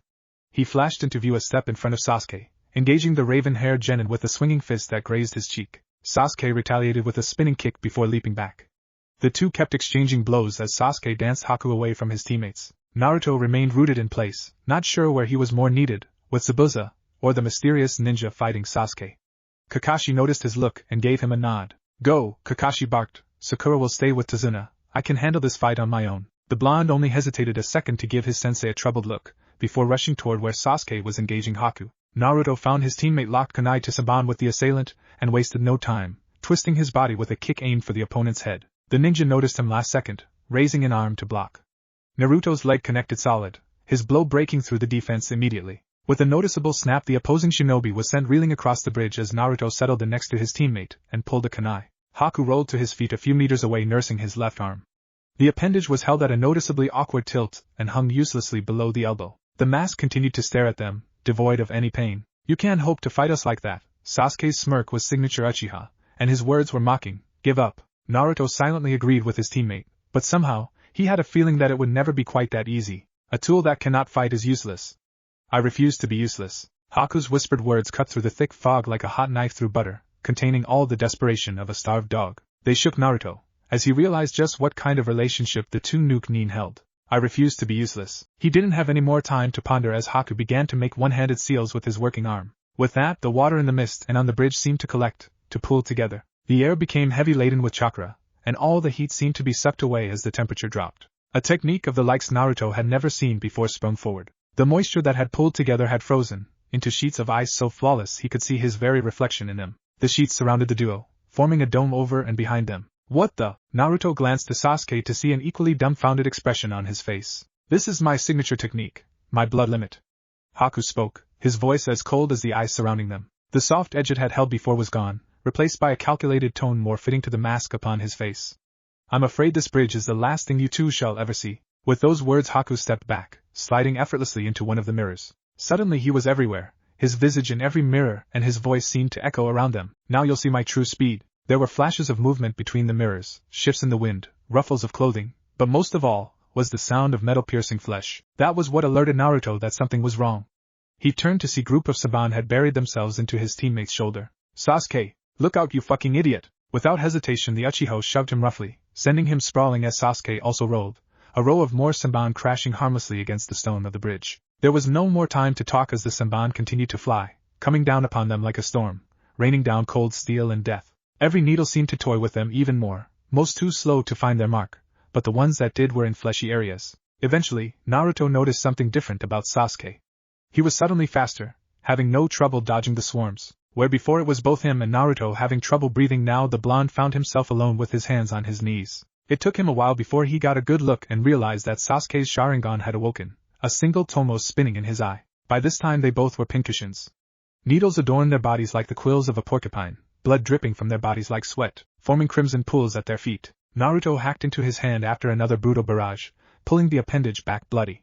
His body was exhausted. His body was damn tired of getting holes poked in it too. They hadn't been doing shit but running around trying to dodge needles they could hardly see. Well, at least Naruto couldn't see them. Sasuke had hardly been touched since his Sharingan had showed its face.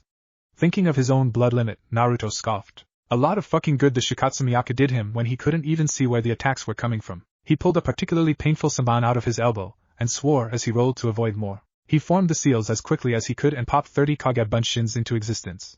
The clones each let out a yell and charged as one, each running towards a mirror. The few that made it that far beat upon the ice with bare fists, their desperate efforts not even scratching the flawless surface of the mirrors. Soon they too met the same fate as the others, crying out as the rain of Saban connected, leaving only dispelled smoke in their wake. Naruto's face turned to one of despair and saw that his teammate had a likewise expression on his face as he took another glancing blow to the thigh. It was hopeless. Despair turned to horror as Naruto peered to the sky to see another cloud of Saban, whistling through the air.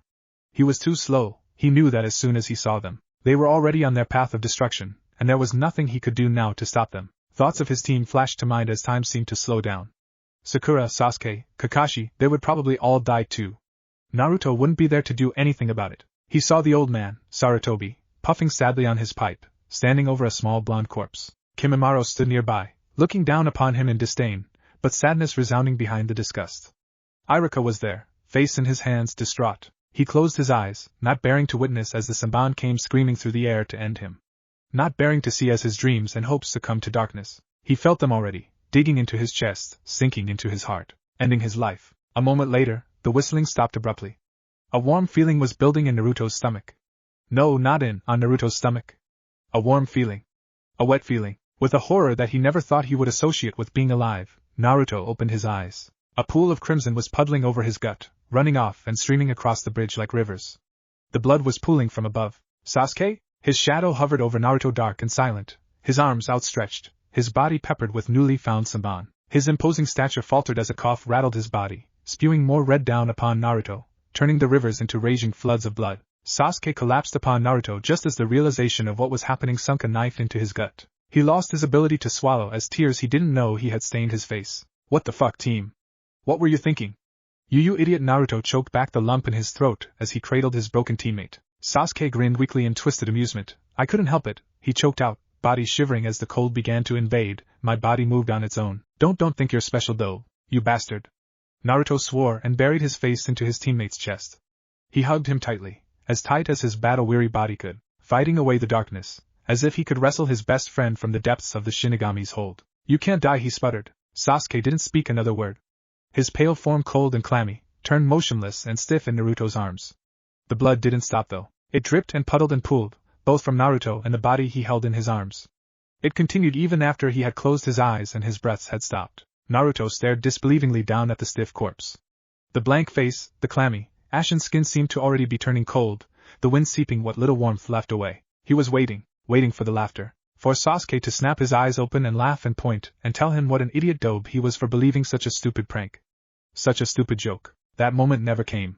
He sat there for long moments, uncaring to the world, staring at the corpse of the boy he now admitted was his only friend he knew in the whole world. It couldn't be. Sasuke was supposed to always be there. Who was he supposed to strive to be better than now? Who was he going to have to win Sakura away from now? Who was going to give him those cold, silent grunts of approval whenever he did something impressive? It hit him suddenly, with all of the blunt force of a sledgehammer to the skull. He was really gone. Naruto released the body and grasped his hair as the full extent of his grief hit him. A shrill shout released itself from his open lips. A presence made itself known in the back of his mind.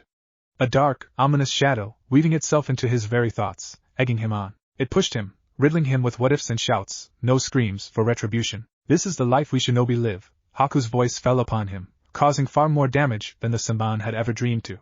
Precious people will die, it is the price we pay. He would show him the price. The price he would pay would be more than simple death. Fucking right, he would beg for death by the time the price was paid. Yes, said the voice. Naruto suddenly felt no exhaustion. His muscles and bones weren't tired, they were brimming with energy. His very being was filled with an energy that he had never felt before, bristling with malevolent intents. He liked it. Shikatsu Miyako was screaming to be released, an experience he'd never felt before. He had to physically work to keep his bones beneath the skin. The energy began burning within him, making his skin crawl, making his hair stand on end, making him howl with excitement. Nothing mattered anymore, nothing but his dead friend at his feet, and the motherfucker who would soon be laying in pieces next to him. Don't hold back, the voice whispered. He nodded physically in agreement, the voice's cold words like a cool drink to a man in the desert. Rip him apart. Make him feel your pain. Make him scream. As more and more power flooded through his body, a maelstrom of fiery chakra licking at the mirror prison around him, Naruto gave in completely, his tormented and grief-stricken mind giving way to the evil, bloodthirsty cries for revenge. His eyes filled with red, and his nostrils flared with the putrid scent of freshly spilled blood. His nails thickened and extended, transforming into flesh-rending tools of destruction. He tasted metal on his tongue as his gums split and teeth elongated. Kill him. Murder him. Destroy him. The malevolent voice danced and shrieked in his head even as his body morphed into some twisted demon. The voice was old, ancient, and filled with wrath. Such wrath. Naruto's face twisted into a grin as he lost himself in the rage. Peering up at the mirrors, at the many visages of Haku, he opened his mouth. His voice was now gravelly and low. I'm going to kill you. He spoke with finality, as if the deed were already done. The sudden, pungent scent of fear permeated the air as his words reached the ears of the hunter Nin, and then he laughed. His body shook from the very power coursing through his veins. Laughed like he hadn't laughed in over a decade, as if he had become some other creature, some creature that had been imprisoned for a long time. A handful of Senbon buried themselves into his throat, bringing the maniacal sound to a grinding halt. He choked on his blood for a moment, before yanking the needles from his neck, the wounds healing instantly. That was a mistake, he howled, and with those words he let loose. Let loose of all of the power itching underneath his skin, aching in the very depths of his bones. He let it all out, and the bridge exploded in a maelstrom of raw power and malevolent chakra. The sudden expulsion of chakra nearby caught the edge of Kakashi's attention before the full extent of the power swept over him, freezing him in place, the energy sweeping over his senses like a cold foreboding wind. An evil gust of ill intent. He knew that feeling. A rush of thoughts poured into his head, followed by fear. Fear, an emotion buried under years of Anbu training and thousands of cold-blooded kills on the job, bubbled to the surface. He froze and shook like a damned genin before he got a hold of himself. The pain from the bruises and shallow cuts adorning his body suddenly seemed insignificant. He knew now, he had to end this fight as quickly as possible. He had no idea what was going on, nor did he particularly want to stop and think about why the whole bridge was fucking reeking of Kyuubi's chakra. All he knew was that if he didn't finish this soon, Naruto, or even the rest of his team could be in terrible danger. He steeled himself to those thoughts and tightening his grip on the kunai as he turned his attention back to his foe. Momochi Zabuza stood as still as a stone statue, staring off into mist with wide eyes. His hand clenched kubikiri tightly, but it was trembling. The swordsman took a moment before he looked back to Kakashi, wariness replaced by questioning fury. What in the holy fuck is going on over there? He snarled, as if his recent terror-stricken state sickened him. Kakashi met his eyes coolly, unwavering. His Sharingan staring deep into Zabuza's dark shadow depths. Kakashi always made a point of eye contact with the stronger enemies he defeated. Something he picked up in the Umbu-core. A sign of respect and homage to a worthy opponent. Never answering the missing nin's question, Kakashi swept his kunai across his free hand, flowing into hand seals and thrusting his palms against the ground. The summoned dogs burst from the ground with all the ferocity of a pack of hunting wolves. Their sharp claws and razor teeth found flesh and dug in, unrelenting and mercilessly. Moments later a cackling, sparking energy came to fill the bridge, alongside the evil tainted chakra. Lighting seemed to dance in the mist that was dyed red, either from blood or the pooling yokai. Then suddenly, a thunderclap as the lighting met its mark with finality. The lifeless thump of the body hitting the bridge was enveloped by the mist.